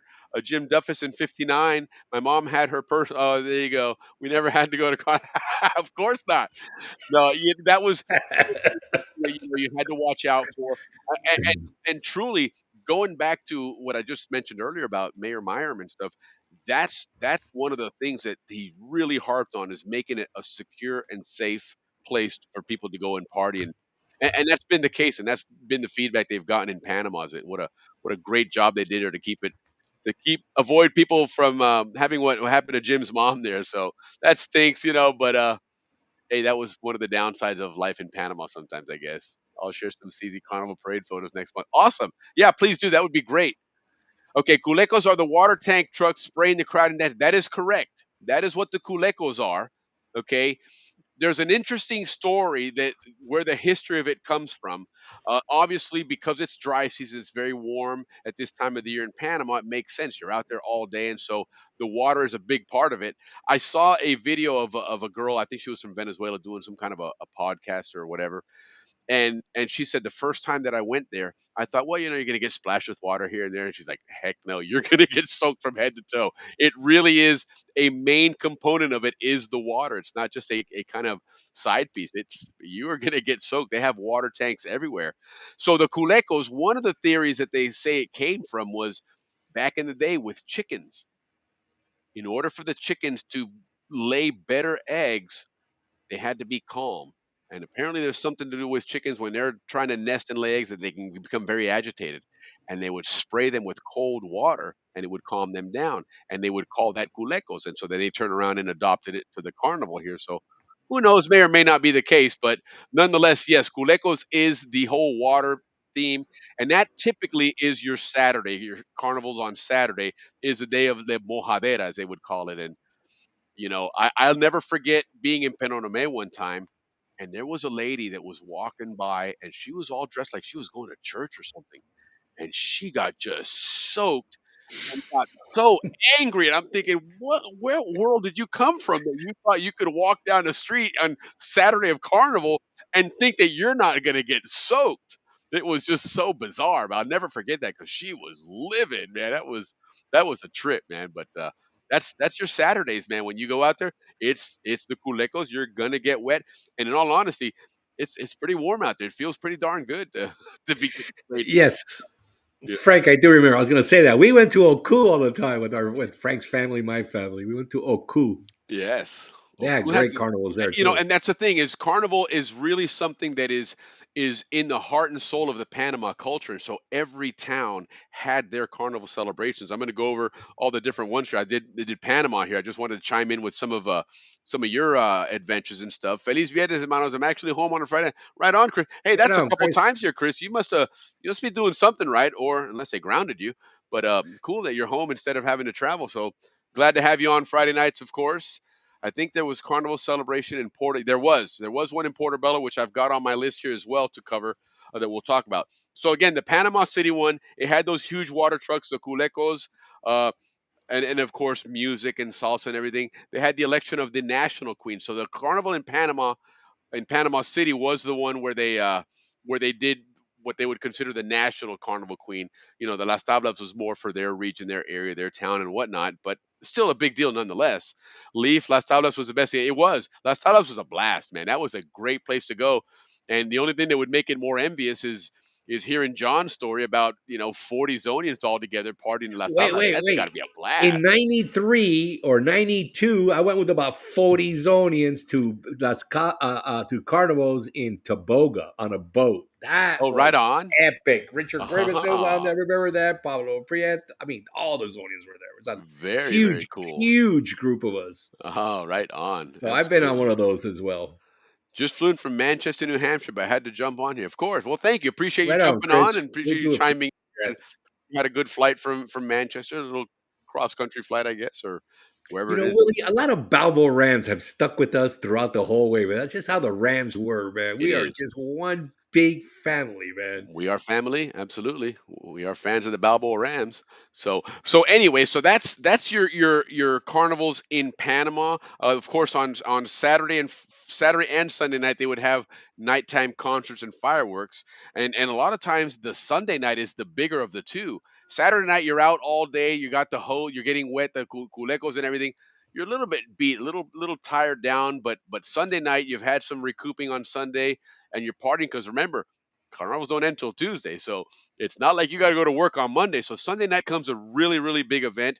A lot of people are working maybe Friday and Saturday, and they'll go off Sunday, Monday, Tuesday, and that'll be their carnival celebration. So you had a lot of that going on there.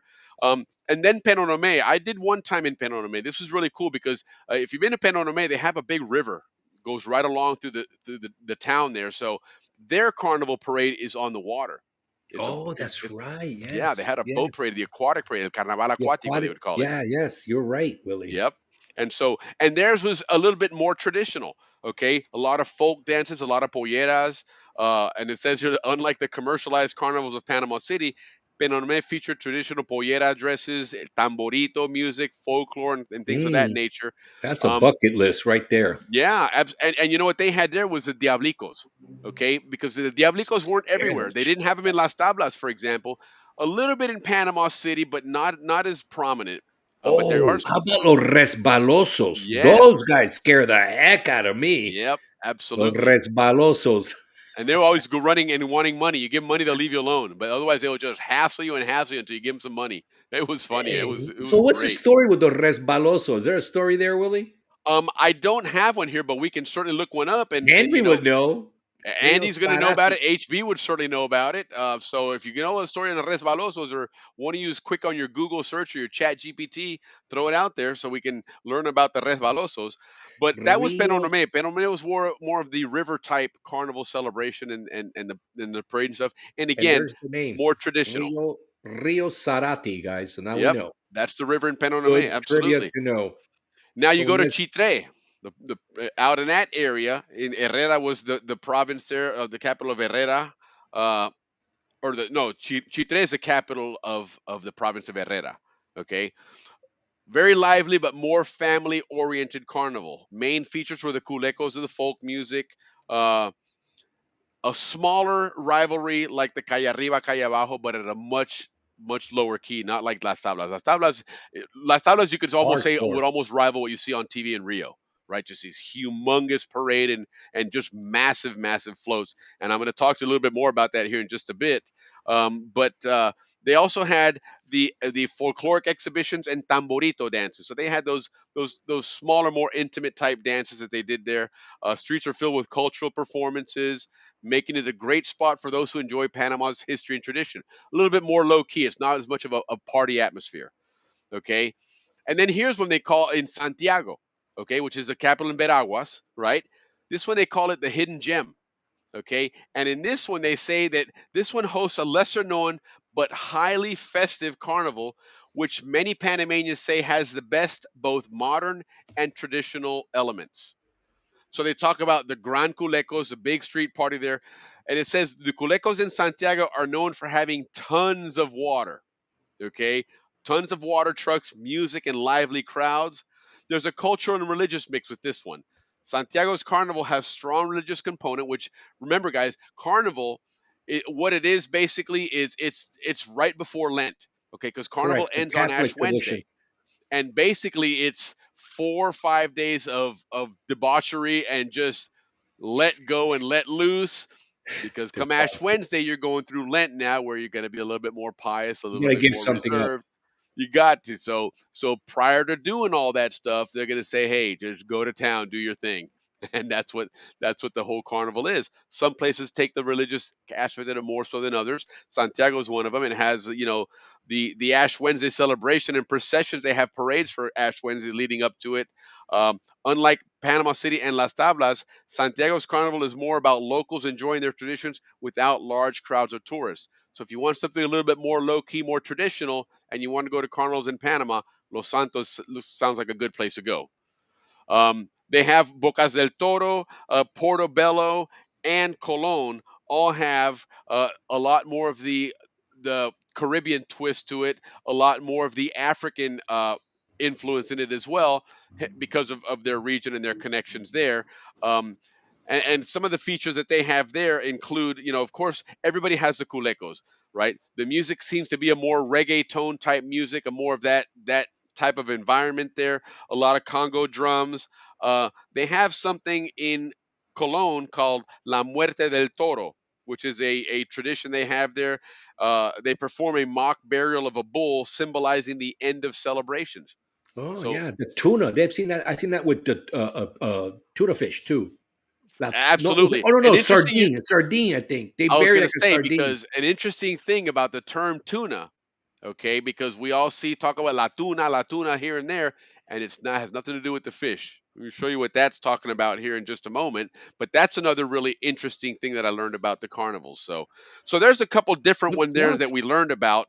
But now let's learn about some general carnival knowledge and then focus on las tablas, because that really is, if you wanted to show somebody that's not from Panama, not from Latin America, and you say, hey, you want to go to what would be the best carnival environment to have and the best experience, I would say you got to go to Las Tablas, because it's massive there. It is a big, big part of that whole town and that city and that community.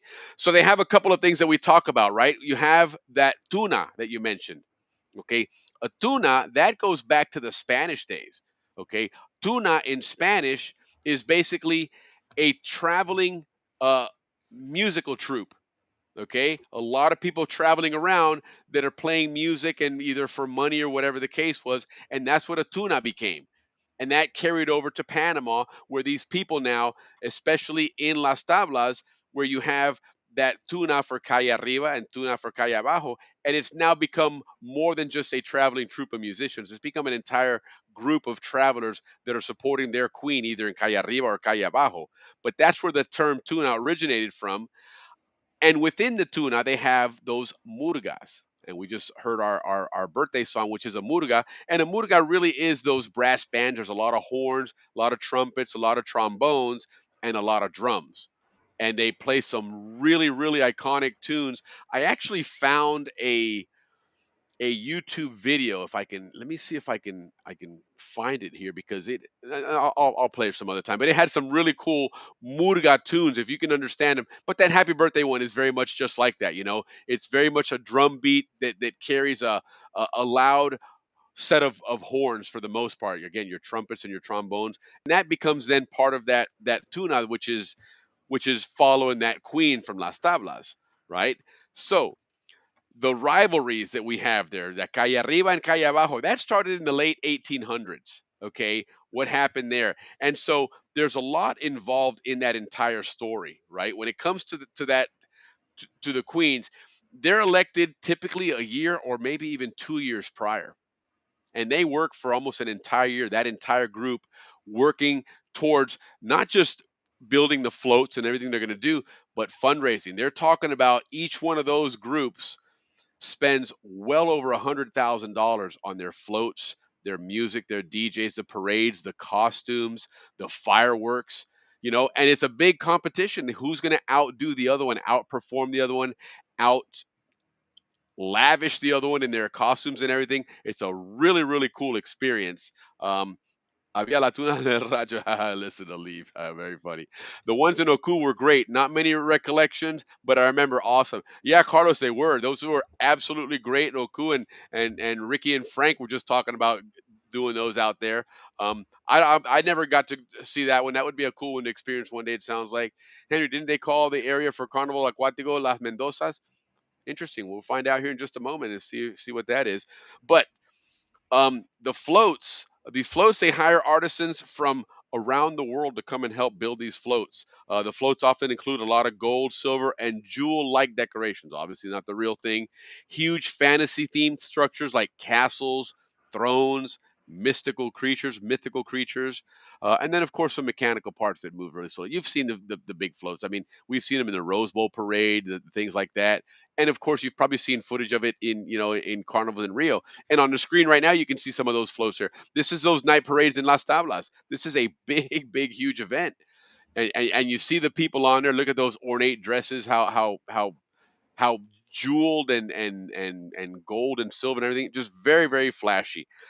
Here's the interesting thing. The floats are kept secret until the day of the carnival to avoid giving the rival tuna an advantage. So they keep them very hush hush until they bring them out for their big parade. So it's a lot of awesome, whatever else when you see them there. So that's pretty cool. Yes, they're like swimming hole there. Yep. Right on, Henry. Um, the costumes, okay, the queen must be willing to take on, the it's a year long event for the queen. Okay, requires public appearances, media interviews, traveling for promotional events, leading fundraisers. They're announced months before in advance, giving them time to prepare for their responsibilities. Okay, a lot of fundraising going on. It's very expensive. They do a lot of community fundraising throughout the year to raise money to go ahead and build this stuff and get it out there. And then they're talking about where is it? The origins of it. So um, where is it? Okay, so here's the structure of the Las Tablas then Carnival. Okay, Friday is the official opening of the festival. The queens of Calle Arriba and Calle Abajo make their first appearances, not in those big ornate dresses, but I'm sure they dress somewhat nice in there. But they're, I guess, being presented to the crowd and make their first appearances. Fireworks and music set the tone then. This is on Friday. Sábado, again, you have the culecos, you have a lot of water going on there. And then the first major parade featuring the queens and the royal courts and everything. Uh, Saturday night you have the royal courts are starting to make their first parades. Sunday's the big night in Las Tablas. That's when you have a lot more traditional parades. A lot of participants wear the polleras. You have a lot of pollera stuff going on there. And then the rivalries really heat up between the queens, with each claiming to have the best float. There's a lot of fun stuff going on the side, a lot of friendly jabs at each other and things like that. But all in all, it's a really fun time. The carnival is just a great time in Panama. I remember them as a kid going by there, but now I know a little bit more about it. I know what the culecos are. I know what the murgas are. I know what tunas are now. So still always And calle all the abajo for me, provinces. but it was fun learning that stuff. It was fun Good seeing stuff. that and seeing what what the carnivals were like, and see why, remembering again why Panama shuts down from Friday all the way through to Yeah. And Tuesday. that's why huge things like $23 billion deals are done. Yeah, exactly, because nobody's paying attention right now. Everybody's out partying and celebrating, indeed, $23 billion, Willie, and man. nobody said a word about it for 5 days. Yeah. Until they were over. So, but anyway, hey, so on the screen, guys, we're going to get ready to kick this off. I know some of the names probably dropped off. I don't know if there's a time limit on this or not, but either way, go ahead and scan that QR code real quick, or go to that website, kahoot.it. Put in that PIN number and put your name in, or whatever nickname you want to use or whatever, and we'll go ahead and get that started here in Get just a that bit, started. Yeah. and we're going to go over some really fun trivia. There's going to be 20 Yeah. questions. They're mostly uh, multiple choice, and you'll see it on your screen. You have a red, blue, yellow, and green, which are the different answers. You just click and tap on one of them. There is more points the sooner you answer, but don't be in a hurry to answer quickly and click on the wrong one, because then, of course, you get no credit for it. Um, there's going to be a couple of true false ones, pretty easy. Again, you click either the true or the false on that. There is one that has a pin, and you have to identify something. You have to actually just take your finger and drag it along there and release it in the center of the item that we want you to see. Okay, and identify what this item is or what this place is. I'll go that far. I won't go any further because I'm not going to give any hints. But you'll select that one. And again, we have 20 questions. When we're done, it's really fun the way it presents it. We'll see who the winner is, and the winner, of course, is going to get compliments of Balboa Trading Company, this brand new Tervis Mola tumbler, just like this one here that I've been using on the show. But it's really cool, brand new. Thank you, Ruthie MacArthur from Balboa Trading Company, for sending me that. So that'll be the prize. There'll be some Happy Out the Balboa Yacht Club keychains and some stickers on there. But we're going to give you guys another 30 seconds to join if you want before we get started here. So again, scan the QR code on your phone. If you're watching from your TV, use your phone to do this. The questions will come up on the screen on the TV. Okay, your phone then will be where you answer, you select, and all you got to do is click on it. You don't have to write or type anything. Don't worry about that. But make sure you join by scanning that QR code or go to that website, kahoot.it, and it's going to pop up a little window there. You just punch in that pin number, and it'll send you in there. Select whatever name you want to call yourself on here, and then we'll get started. So I've got, let me see, we've got 8 people on. Okay, we're gonna see if we can get to 10 at least. Come on, we got more people in the audience. I know there's more people watching. Make sure you scan this real quick, guys, because we are getting ready to start. We're gonna start here. We're up to 9 now. We got one more. Can we get 10? We can start at 10, and we'll still keep going afterwards if you guys want. Don't worry about that. But let's go ahead and get ourselves onto our Kahoot screen here and see what we got. There it is, guys. The number is going to stay up there and the QR codes. So if anybody chimes in late, you can still join. Obviously, you'll be a little bit behind on there, but let's go ahead and kick this off, friends. So let's get a little theme music there, and let's kick it off. You ready? Here we go, guys. All right, this is a Kahoot by Happy Hour at the Balboa Yacht Club, the Panama Canal and Canal Zone. All right, here we go, guys. First question, true or false? The very first guest on our show was Cassie Sprague with Panama Art. Is that true or false? We know she's been on, and Al Sprague's been on, and he made for a great show. Is this our first guest, true or false? Just click on that blue or red. We got about 9 seconds more. Okay, we got some answers popping in on the screen now. 3, 4 answers. You got 5 seconds, guys.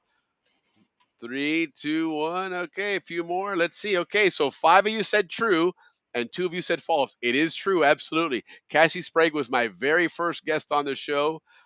This is when I was doing the show, just kicking it off. One day I said, hey, you know what? I'm just going to do this show. I've been talking about it. I reached out to Cassie. I said, hey, I'm going to do a podcast and just talk about the Canal Zone and just basically exchange memories and talk to people and say hello. And would you like to join us? I'd be happy to promote your Panama arts. And she's like, of course I would. And so she was our first guest. So awesome here. Let's see what our standings are.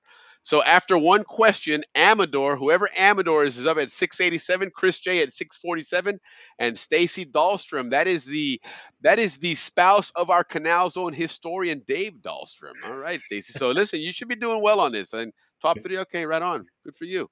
Here we go. Number 2, multiple choice. When did Ricky Royo join the show for the very first time as a guest? Okay, here we go. There's a hint on the screen there because he was on with Coach Cotton. Was it January 1st of 2024, February 16th of 24, July 4th of 24, or March 7th of 25? Probably wasn't today, but what do you think it was, guys? 3 seconds. All right. It was, and one person got the answer. Holy cow. What was everybody doing? Googling it or something? Yes, February 16th. He wasn't a co-host at the time. That was when he first appeared with Coach Cotton. We started talking some football, and Ricky joined us as a former Balboa Ram and joined us a few more times. And I loved having him on. He loved being on, and We the rest is started history. going from there. Yeah, we started Exactly. making the show from there. Right on, Willie. Absolutely. All right. So let's see who got this right and see what the scores are looking like now. Okay. So Leaf moved up. Leaf got the answer. Well done, Leaf. All right. So the top 3 still stay the same, but now Leaf's making a charge there. He's going to try and pick it up. Oh, you know what? Hold on, guys. I apologize. I once again forgot to be sharing my screen like a dumbass. I'm looking at it and y'all ain't seeing nothing here. So sorry about that, guys.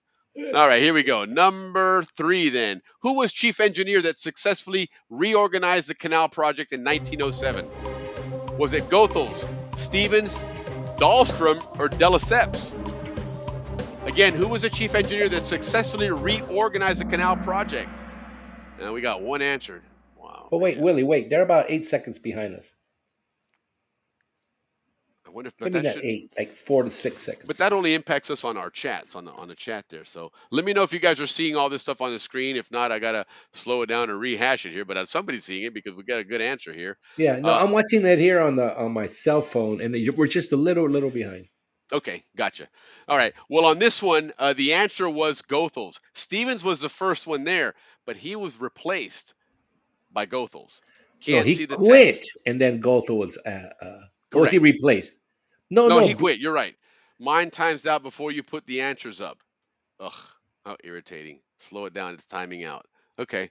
Well, I'm going to try. Let's see if we can go for the next one here. I don't know if I can slow it down, but let me see if there's anything I can do to.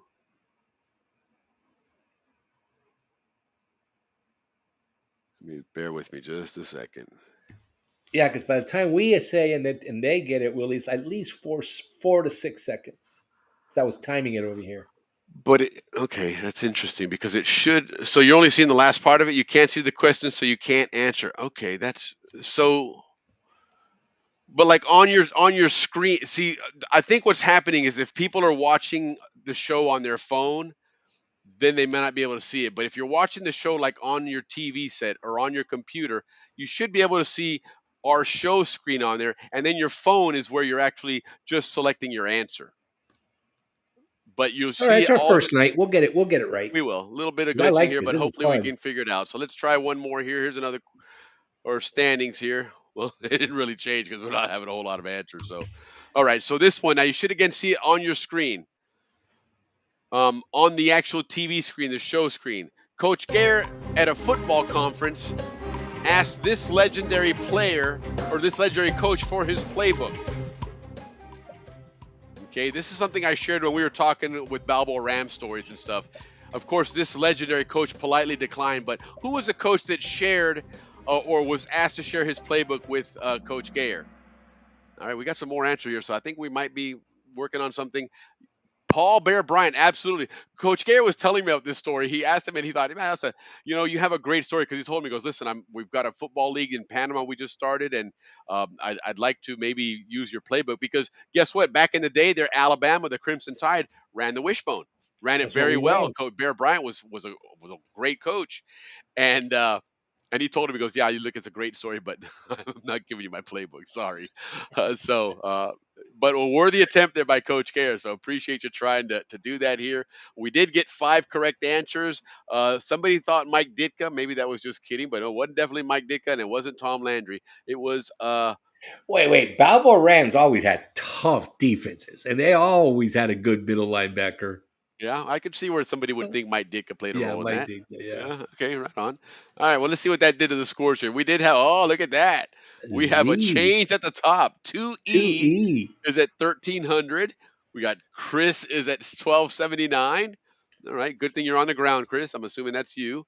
Because if you're in the air, I'd be like, hey, dude, you gonna be playing No. trivia or He's landing home. our He's plane home. here? He's home. Right. Okay. Amador's in 3rd place. Stacy's moving in there. Leaf, you dropped down a little bit. Let's kick it up on the next one. So number 5 then. Again, multiple choice. How many locks were built along the Panama Canal? Guys, we're talking about the original canal, not the new one, okay? The 1903 construction. Was it 3 locks? Was it 9, 12, or 18? You got to think about this one, okay? What are locks? What consists of a lock? Okay? 3, 9, 12, or 18?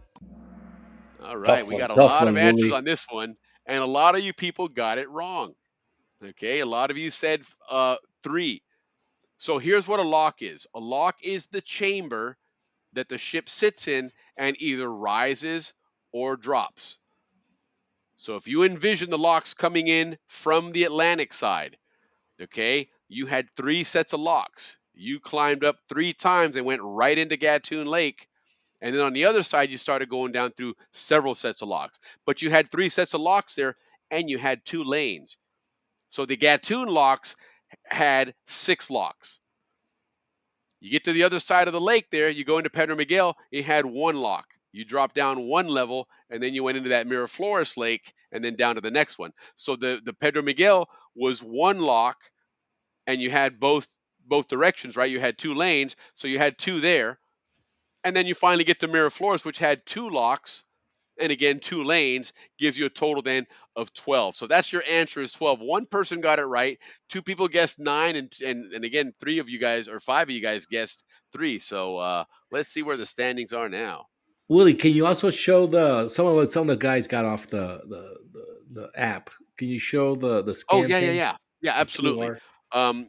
Bear with me here. Give me just a second. I'm going to. Yeah, I'm reading all the chats, Willie. Okay, so let's go While ahead you're and pull doing that, this up. Give me just a moment, guys. I'm going to put it up for a brief second coming, there so we coming, can. coming, Leafy. Right here it Anybody else that lost is. it, but put it on the big screen. Yeah, yeah, yeah. I know, right? Okay, let me switch this over. So here it is, guys, real quick. It's on the big screen, much easier to see there.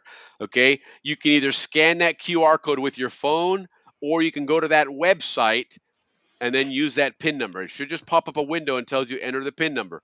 Once you put that PIN number in, it's going to ask you to put your name, whatever name you want to use, put it on there, and then you'll be able to join the trivia game.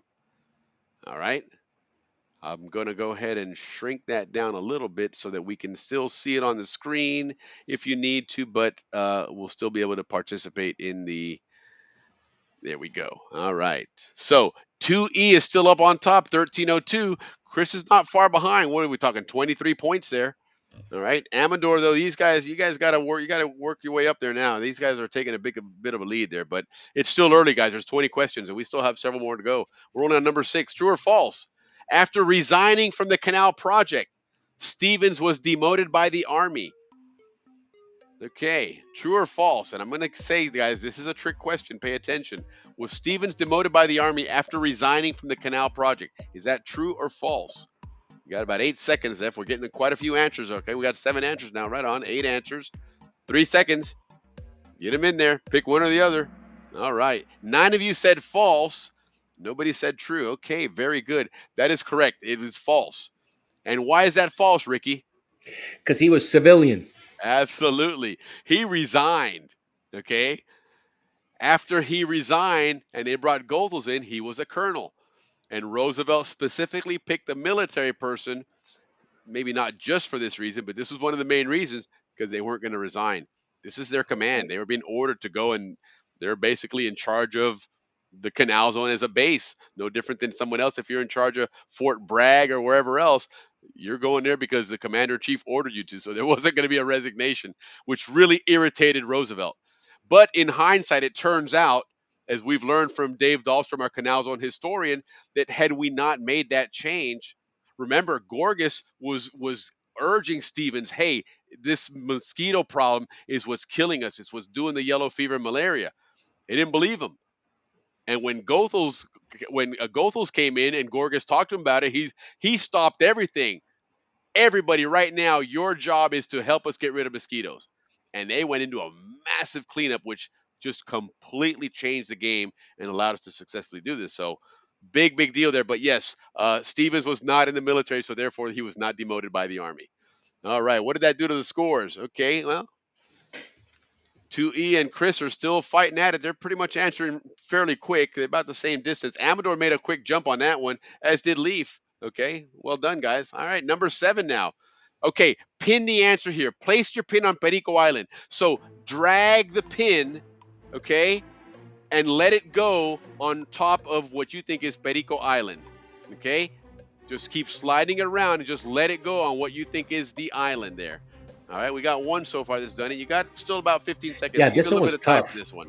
This one was hard on me too. Yeah, it was hard. And when Ricky and I were doing it, we were just kind of learning this thing, so we didn't get that explanation like that. But yeah, now we're seeing quite a few answers dropping in. So hurry up, guys. Drag it on with your finger and let it go and see where Perico Island is. All right. So a lot of different pinpoints. Let's see what we have here. All right. So, okay, very interesting. 7 wrong and 3 right. That's cool, though. We had 10 people answering. Well Right done. on, man. Thanks, Yeah, guys. Perico Island is the second island there. And as you can see from this picture, which is a very old picture, The causeway and those islands look nothing like that anymore. It is quite a different looking place now.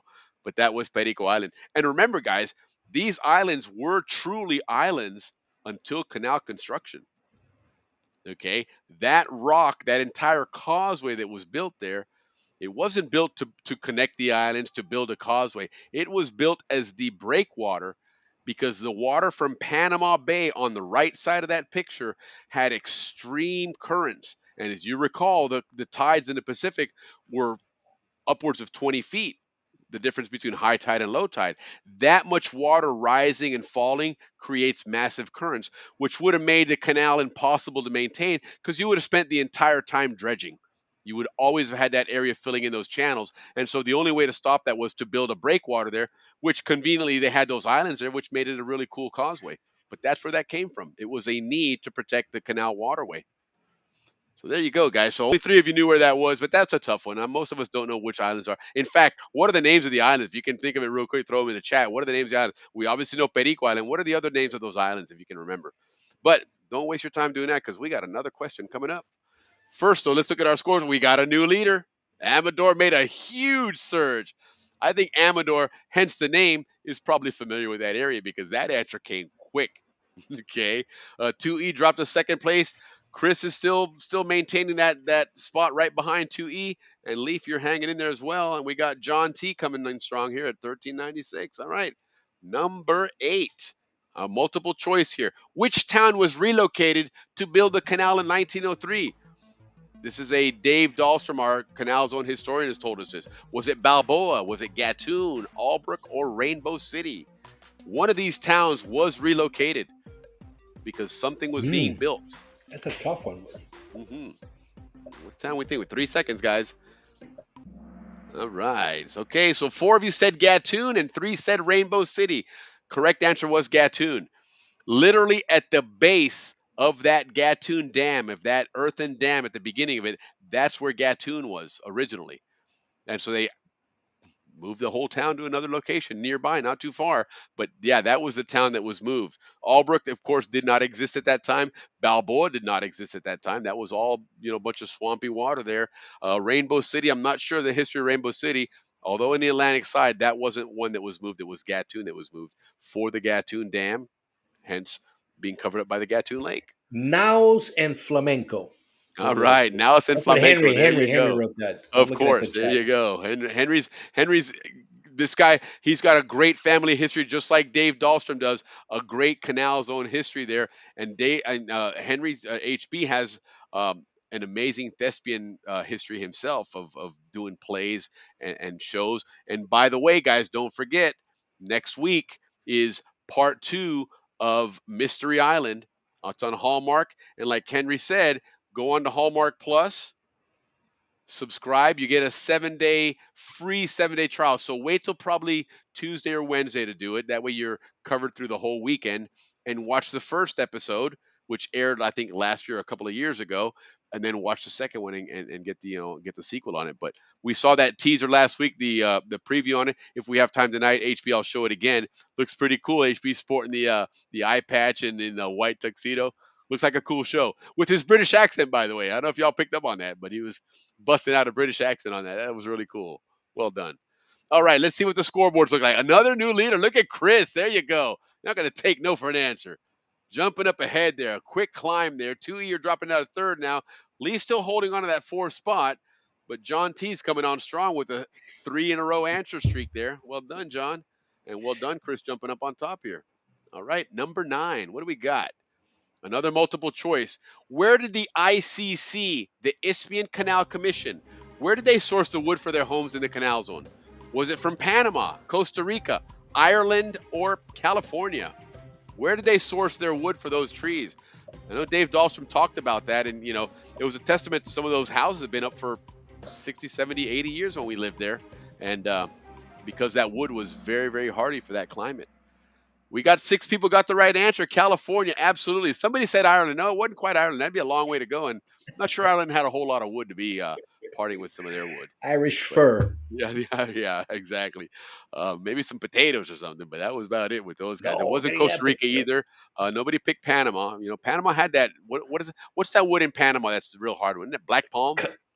Caiba or something like that. That's another one. Yeah, a couple of them. I know, my dad, and I still think we have some of them. My dad, one day doing a woodworking project, he made billy clubs, like the cops used to use when they were on there walking the beat, and you could see the old videos of them twirling their billy clubs. Well, he made about, I don't know, maybe a half dozen of them, and they were all different woods native to Panama. And one of them was black palm. Beautiful look to it because it had kind of that striped kind of pattern to it, the wood itself, but extremely hard wood. So yeah, there you go, man. But the trees that they were bringing the wood from was from California. It was that, I believe it was that redwood, if Redwood. I'm not Yeah, mistaken. redwood. But very, very hardy, very Caoba. resistant to termites and things of that nature. That helped, build those houses that we lived in for many, many years. They certainly outlived a lot of us. All right, let's see. Oh, look at Chris, man. Your stay on top didn't last long at all, Chris. Man, 2E reclaimed his spot, but look who jumped to second place now. Leaf Solin, vaya pelao. Look at you. And not too far behind 2E there. All right, Chris J dropped down to fourth place. Yvonne's making a move coming up here, getting involved in the game. And we're just now at the halfway point, guys. So still plenty of time to get caught up here. Number Yeah, 10. Stacy Dahlstrom no longer able to answer before being timed out. Uh-oh. All right, so he started the Canal Zone Junior Football League. Was it Jerry Dare, George Cotton? Was it Vince Lombardi?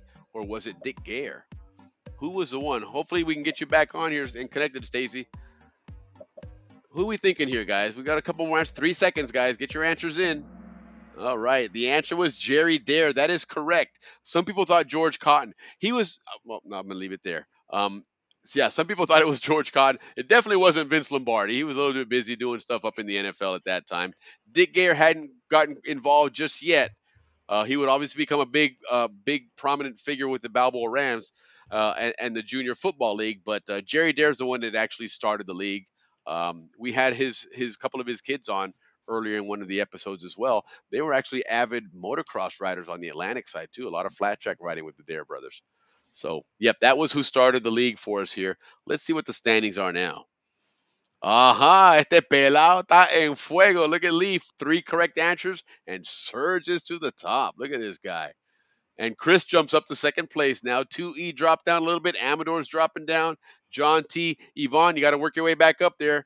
But here we go. Look at you, Leaf. Working it, working it.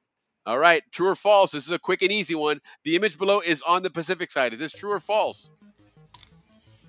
What are we looking at there? True or false? Is this on the Pacific side? Should be able to see some answers pretty quick here. Okay, we got some answers there. You got 8 seconds, guys. It's a 50-50. You can only pick one or the other. Should be pretty quick here. All right, a couple more answers popping in, and it is true. A lot of you guys said false. It is true. Ricky asked me the other night when we were doing this. He's like, I don't know what that is. And I was like, no, you don't recognize that? I go, No, I this thought it is was such and such. Cristobal, somewhere in Cristobal like So that. what is it, Ricky? What is that we were looking at? Is it over? That was Yeah, the causeway, guys. It was the causeway. That was Amador. Amador being built because Amador was all reclaimed. That was all the sea there. Look at Leaf hanging onto that spot, man. He's loving being up there. 2E is making a move now, passes Chris. All right, come on, guys. We're now in the second half of the contest, though. So, and look at Leaf has 4 in a row. Vaya pelao. Puro talento. All right. All right, number 12. Registration day in the Canal Zone in 1951. What school are they registering for? All right, they're crossing a street there. The buildings sure look familiar. Those palm trees look familiar. What kind of palm trees are those, Ricky? Royal Palms. Royal Palms. So what school are they registering for here in 1951 as they cross the street here? Get your answers in, guys. All right. So one of you said Cristobal Senior High School, and 4 of you said Balboa Elementary. Absolutely. That's the iconic entrance to none other than El Prado. Okay. And as we've learned from both Dave Dahlstrom and Andrew Eftimitis, that El Prado is modeled after the locks. right? As far Same as the length and dimensions. the width and everything goes, it is equivalent to a lock. So it wasn't just some random measurements they threw in there to make it X amount of feet wide or meters wide or long. It's actually mimicking the locks there. So very good. So 4 of you got this one right. Let's see where the standings are now. Leaf still on top. Zapaton is jumping on. Way to go. And Yvonne making a comeback. Here we go. Chris is still in third. 2E's in second. And Leaf, look at you, man. You surged to the top and you ain't letting go, brother. And Leaf really wants this Balboa Trading Company Mola Turvis. Right on. All right. Next one then. Number 13 here. True or false? The BHS school newspaper was called the Zonian. Is that true or false? What was the name of this BHS newspaper? What do you guys think? Was it the Zonian? If so, then hit blue. If you don't think it was the Zonian, hit red. What are we thinking here, guys? And if you're not sure on this, but you want to find out later on, you can always go to the Panama Canal Museum collection. You can see all of their yearbooks, all of the newspapers. The answer is false. One person thought it was the Zonian. The Zonian was actually their yearbook. The BHS yearbook is the Zonian. But the newspaper is called what? And somebody going to type it into the chat? Do we wait a moment here to get somebody to type in the chat? And while they're doing that, anybody else that just jumped on or got kicked off, go to kahoot.it, put in that PIN number. You can join the contest. There's still a lot of questions available. Or otherwise, scan that QR code. But okay, so what is it? The Parakeet. That is absolutely right. The Parakeet is the school newspaper of BHS, or was. All right, look at that. Amador just pushed Yvonne out of the way. Yvonne's going to try and make a comeback here. And 2E is moving Chris into second place. 3 answers in a row. Look at you. Leaf, you're only up by 12 points now. Cuidado, juega vivo, papa. Here we go. 2E is making a push there. True or false? Number 14. Captain Andrew comes from a long line of mariners. He's a Panama Canal pilot. He's on our Captain Andrews Panama Canal report. He also is owner of Sea Panama, a shipping, a boating company, a boat charter company. So is he somebody that comes from a long line of mariners? If you know Captain Andrew and his history, you'll know the answer to this one. So 3 people said false and 5 people said true. It is false. Ricky, what is the history of Captain Andrews? Medical doctors. Okay. Yes. Captain Andrews' dad was a pediatrician at Gorgas Hospital. We learned that the first time Captain Andrews joined our show to give us a canal report, which was when all the news was kicking about the end of the Panama Canal, right? Oh yeah, the You know, drought, the drought, the drought and the this, that, and the drought. other. Yeah. We're like, hey, you know what? Let's get Andrew Eftimitis on here. He's a Panama Canal pilot. He's a Yep. BHS graduate. Let's get somebody that knows what's going on here. And he came on, and which, of course, it's been a great appearance. He's made several great appearances, but he set the record straight that, no, listen, that's part of what happens every year, man. It's a dry season, whatever. It was a severe one. I mean, they did drop quite a bit, but it's not something that hasn't happened in the past. However, as we Yeah. learned recently, they're building a new lake that's going to supply what it's going to do. What I found out, the new lake is not going to supply the canal. It's going to supply Gatun Lake. When Gatun Lake drops to a low level, they open the valves and let that drain resupply Gatun Lake to in turn then get that one up to where better numbers, and then they can start, increasing the transit and stuff. But so Captain Andrew, although he's a very accomplished mariner, I mean, he's got a fantastic history with the Panama Canal. As he told us in one of his shows, he's sailed around the world. He's been up to Murmansk in Russia. He's been, through that Malaga Strait in Indonesia. Great history of being a mariner, but he's the one that started in that family. Prior to him, it was a medical history. So hopefully it's a long tradition, and we'll have many more Eftimitis mariners out there, or maybe some other doctors that'll follow in Grandpa's footsteps. But nonetheless, let's see what the standings are now. Look at Leaf. Que paso, Leaf? Man, I was rooting for you, Dad, but you still got some time. You're still on out of it. But Chris took a huge leap. Man, Chris, you were ready for that one, weren't you? Man, he took a 700-point lead on that one. 2E and Leaf are behind. Yvonne has moved up to 4th place, right on. John T's hanging in there. Okay, let's see what the next one is. All right, number Oh, 15, Willie. guys. Yeah, Willie, we got to figure out how to have it longer because remember, there's a delay on our part. So when you start the clock, the time they get But it, the clock starts with the thing when it's playing on here. When they see it is when the clock starts. The only delay we're experiencing is with our chats. Remember that. Okay, okay, okay. Because when they see it is when that's No, started. I have the my phone and I'm looking at the YouTube to see how fast, and there is. But remember, you're seeing it live on our screen here, so you're ahead of the of what everybody else is seeing. But hopefully it's working. We'll see. We'll get some Yeah, feedback on we'll it. figure it out. It's our first time, but It we'll, is. we'll look into adding more time into it. So on this one here, Captain Andrews talked about a ship that collided with the Gamboa Bridge, and what was the name of that ship? It was the Bluebill was the correct answer, which nobody got. One person thought it was the Ancon. No, the Ancon wasn't sailing that much at that point. Um, and this one was a little bit. If you're familiar with that episode, we talked about that on one of the shows when Andrew came on, and we showed several pictures of it. And the ship was green, so I think a lot of people saw green and they selected the green answer. But it was the Bluebill was the name of the ship that So actually here's what's happening, Willie. I'm starting to read the chat. It says once you put up the question, they have about 2 seconds to answer. really okay. Yeah. Okay. Gosh, I So don't know what. maybe can we read the question and then put it up? Is there any way you can do it that way? I don't know. I'm gonna have to play around with this and see what we can do. All right, guys. Apologies, Sorry, but guys. we're learning. We're learning. This is new for Yeah, us, but I think maybe this what will I'll be a have to do great then part of our is show. maybe when I create the next one, I increase the timer instead of 20 seconds, increase it like a minute, right? Yeah. Gives Yeah. it a lot not of time for it to appear. I Yeah. don't think I can do it now because it's we're already running the game, but I'll do it for next time. So appreciate the feedback, guys. Sorry about that, but nonetheless, we shall continue. So on the scoreboard, Chris is still on top. So, of course, because nobody got that answer right. So nobody picked up points. Okay, here we go. Moving on to the next one then. Danny, say the question fast as you can. True or false? This accident was Captain Andrews' first mishap while piloting on the Panama Canal. So the one we just talked about, was that Andrews' first accident? True or false? What are we thinking, guys? Was this his first accident piloting the ship on the Panama Canal? True or false? Got about 10 seconds, guys.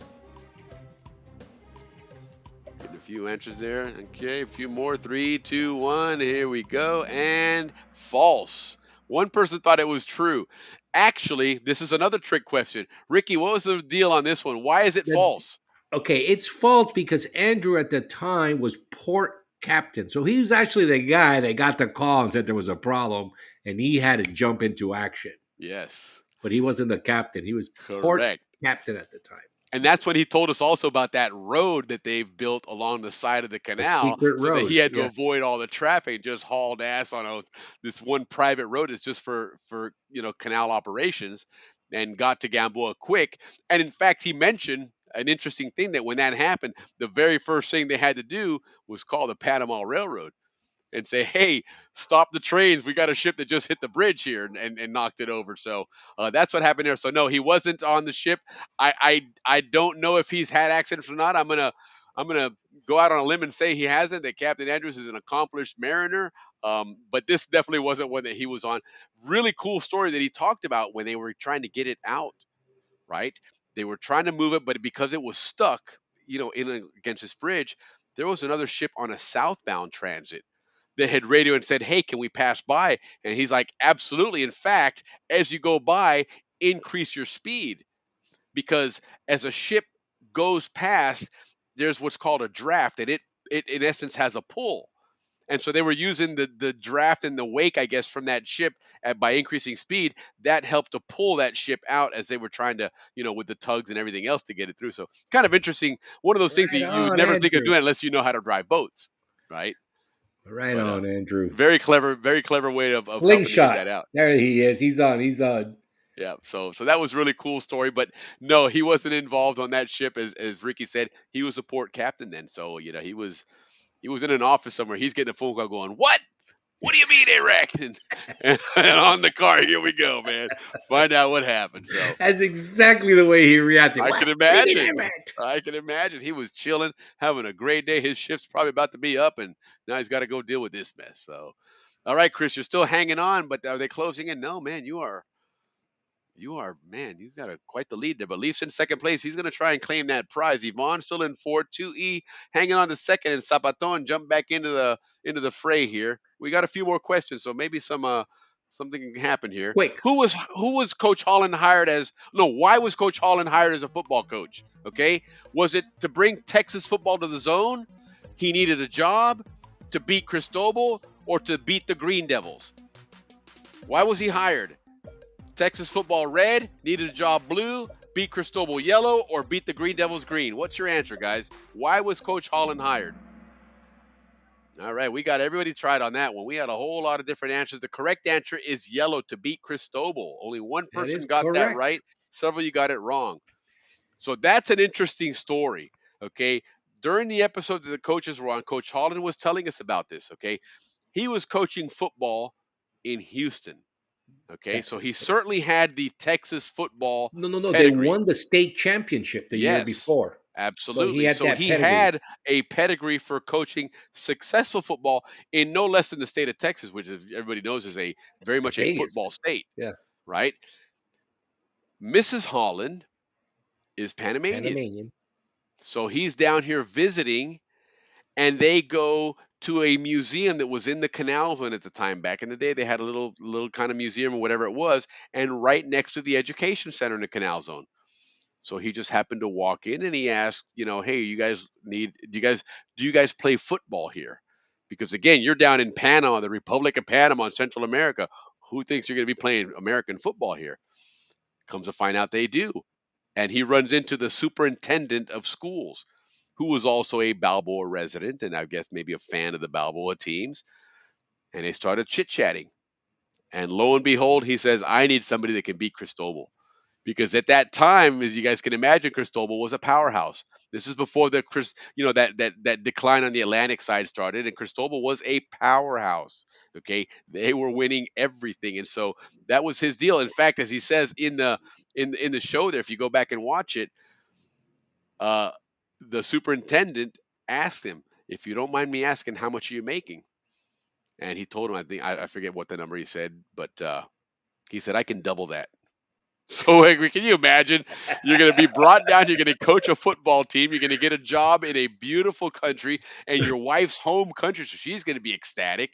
And now Yeah. you're going to double your salary. Holy Yeah. cow. So that's And how they Coach Holland got the yeah. Balboa Bulldog tradition going And they live right above us, right between Lee Saline and I. They on El live right Prado. there. Yeah. Yeah, In El absolutely. Prado, right. And that's a tradition that has not slowed down. His kids have continued that. Oh, Ernie there's did kids for that a are while. top Ernie's up in the coaches down States there. now, but Eric is still down in Panama and very much, a central figure in football in Panama. So a great tradition, that great Texas football that you brought down here to beat Cristobal. We appreciate you bringing that, Coach Holland, and we certainly appreciate you joining our show. That was really, really cool. So, all right. So let's see who moved up or moved down on this one. Chris is still Chris. hanging on, and Leaf's still on second place. 2E, you're there. Amador's moving back up to fourth place. Yvonne, you're still in the picture there at fifth place. Couple more answers, guys. Here we go. True or false? Coach Cotton was an assistant to Jerry Dare. Is this true or false? True is blue, false is red. Was Coach Cotton an assistant to Jerry Dare, or did he come later? What are we thinking here, guys? 10 seconds. Yeah, I don't know Blue why is they don't have true, red is time. It false. seems Was like they Coach have Cotton time. an assistant to Jerry Dare? What are we thinking here? All right. 7 people said true and nobody said false. That is absolutely correct.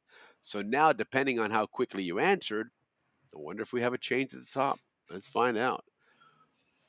Not at the top, but 2E is trying to jump up there and see if he can't snag it. You got 900-point difference right now, and there's one question left, so you better be ready to answer quick. This one you might want to just guess so you can get the fastest answer the most points, and so you'll either surge to the lead or you may fail miserably.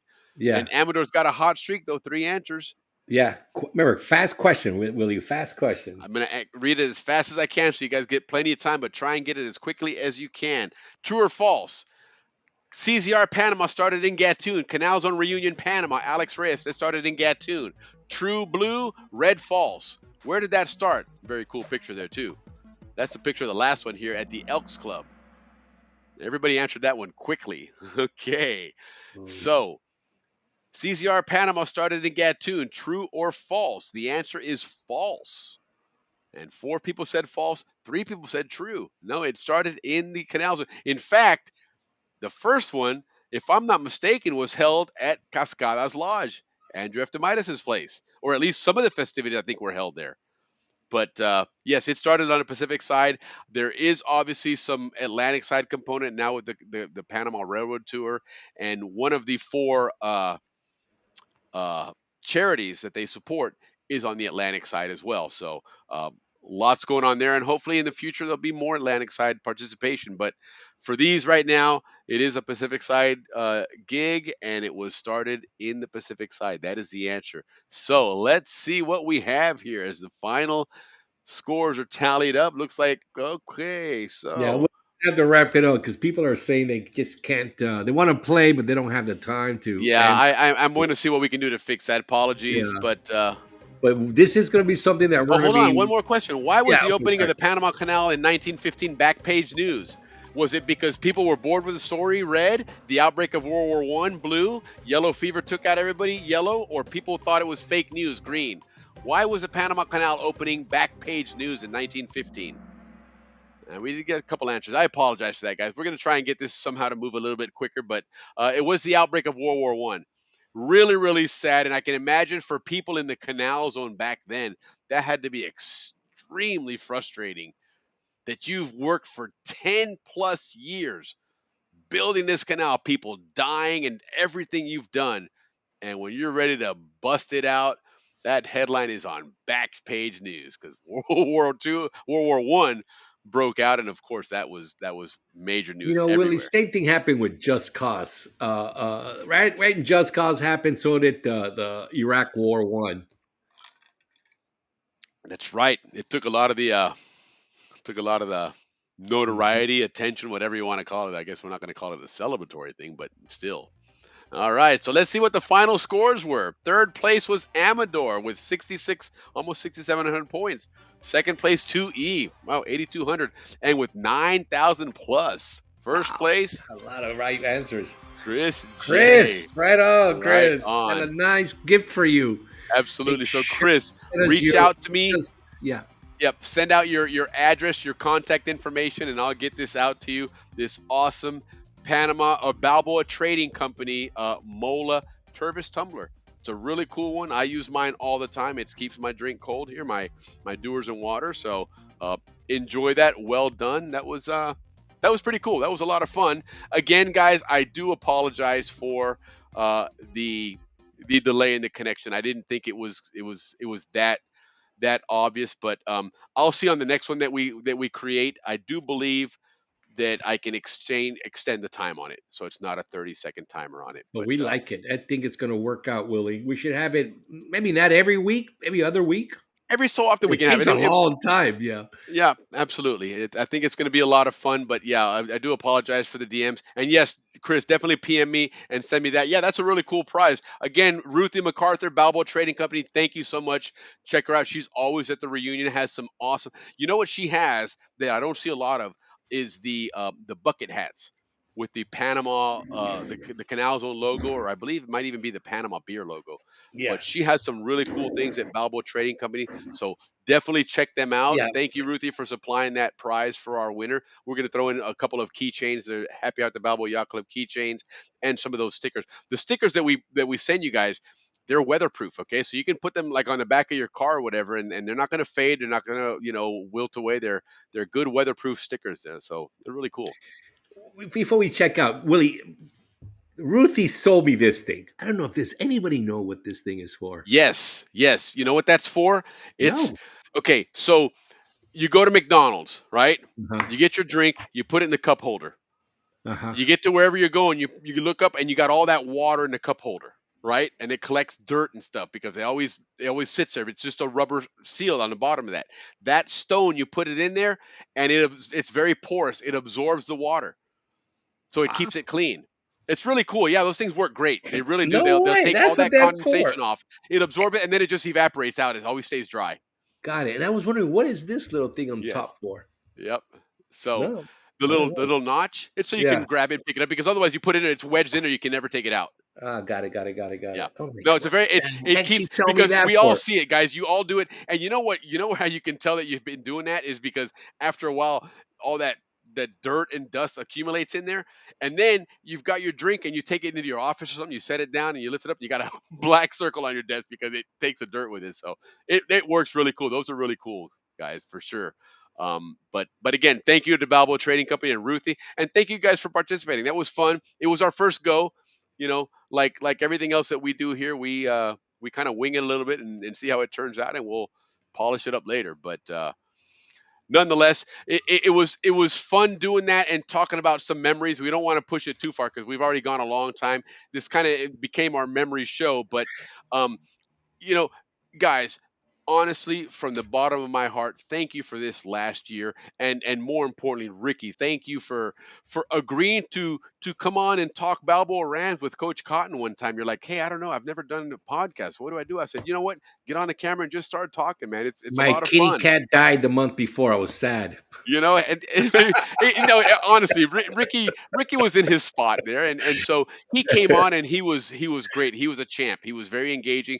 Coach Cotton was talking to us from Boquete, and there was a pretty bad internet connection, so he kept cutting out, and Ricky just filled in like a champ. I mean, he just kept engaging and chit chatting, and a couple weeks later, he jumped on again. He's like, "Hey, man, that was really fun," and so I took Oh, the hint that he wanted to play. we did like where do we hang out or something like that show. Yes. We talked about our towns, right? Correct. The And towns where that was everybody a lot lived. of What fun. was your house in El Prado and Barnaby Street and all that? And Yeah. after that, Ricky's like, Well, "Hey, dude, I George really love Call doing this." came in for the second show, and that guy Yes, really made the show a lot of fun. he did. And But we're but gonna have him honestly, on when pretty when soon. you joined us, Ricky, it became more engaging. You and I had some fun banter. We kind of crack jokes at each other, rip on each other a little bit, and be able to piggyback off each other to talk to our guests and to bring up some great topics.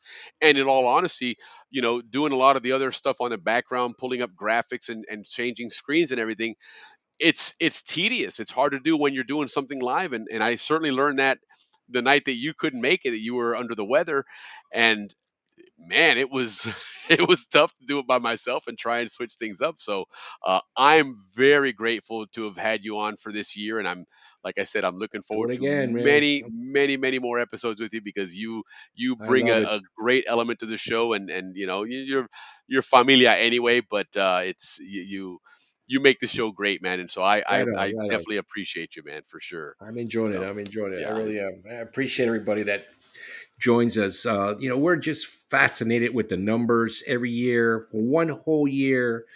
We're not in it for the numbers, but it's really nice to it see is. how It many is. of you really follow the show and hang out with us. And God, from the bottom of our hearts, thank you so much.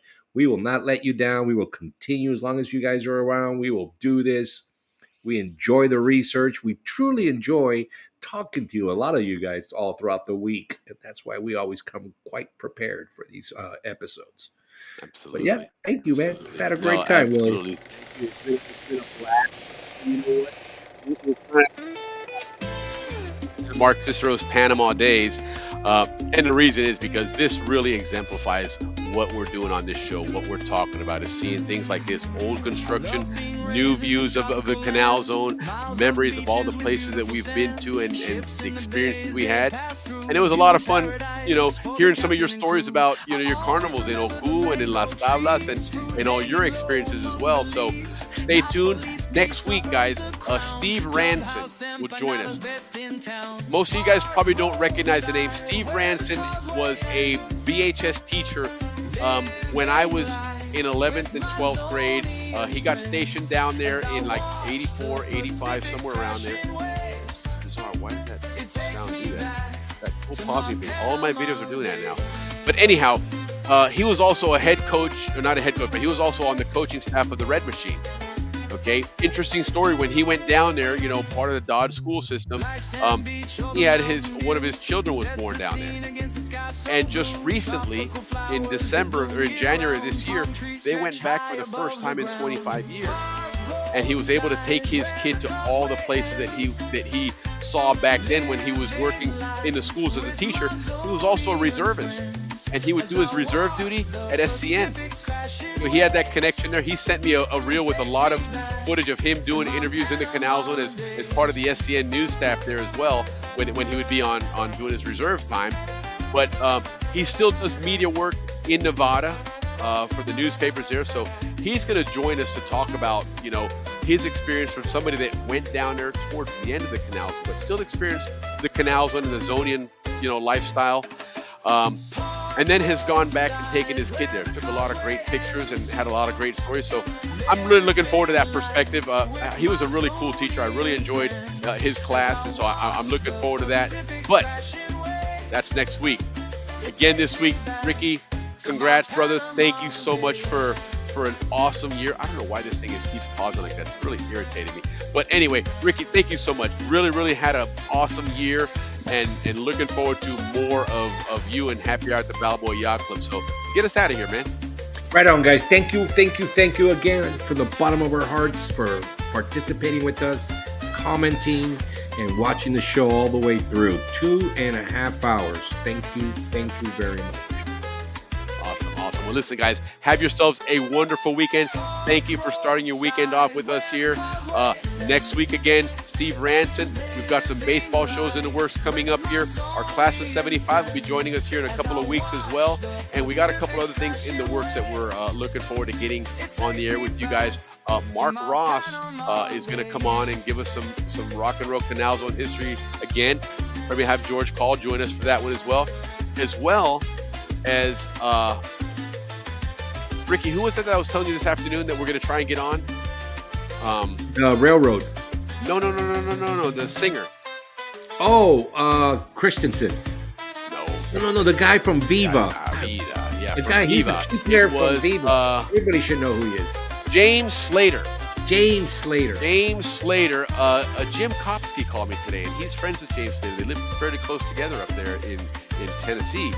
And he's aware of the show, and he would like to come on and join us and talk about. A lot of you guys know him. Yeah. If you don't know him, you have heard his music. Okay, he has some cool songs of his own. He is actually the official singer, or he has the official song of Key West that was designated by the mayor of Key West. It's really, really cool. He's got a song called Guayabera, which is about Panama and growing up in the zone. Really, really cool guy. But what he's most known for is music for other stars as well. A lot of country stars, Kenny Chesney, etc. So looking forward to that down the road. But again, guys, thank you so much for joining us. Ricky, love you, brother. Thanks for an awesome year.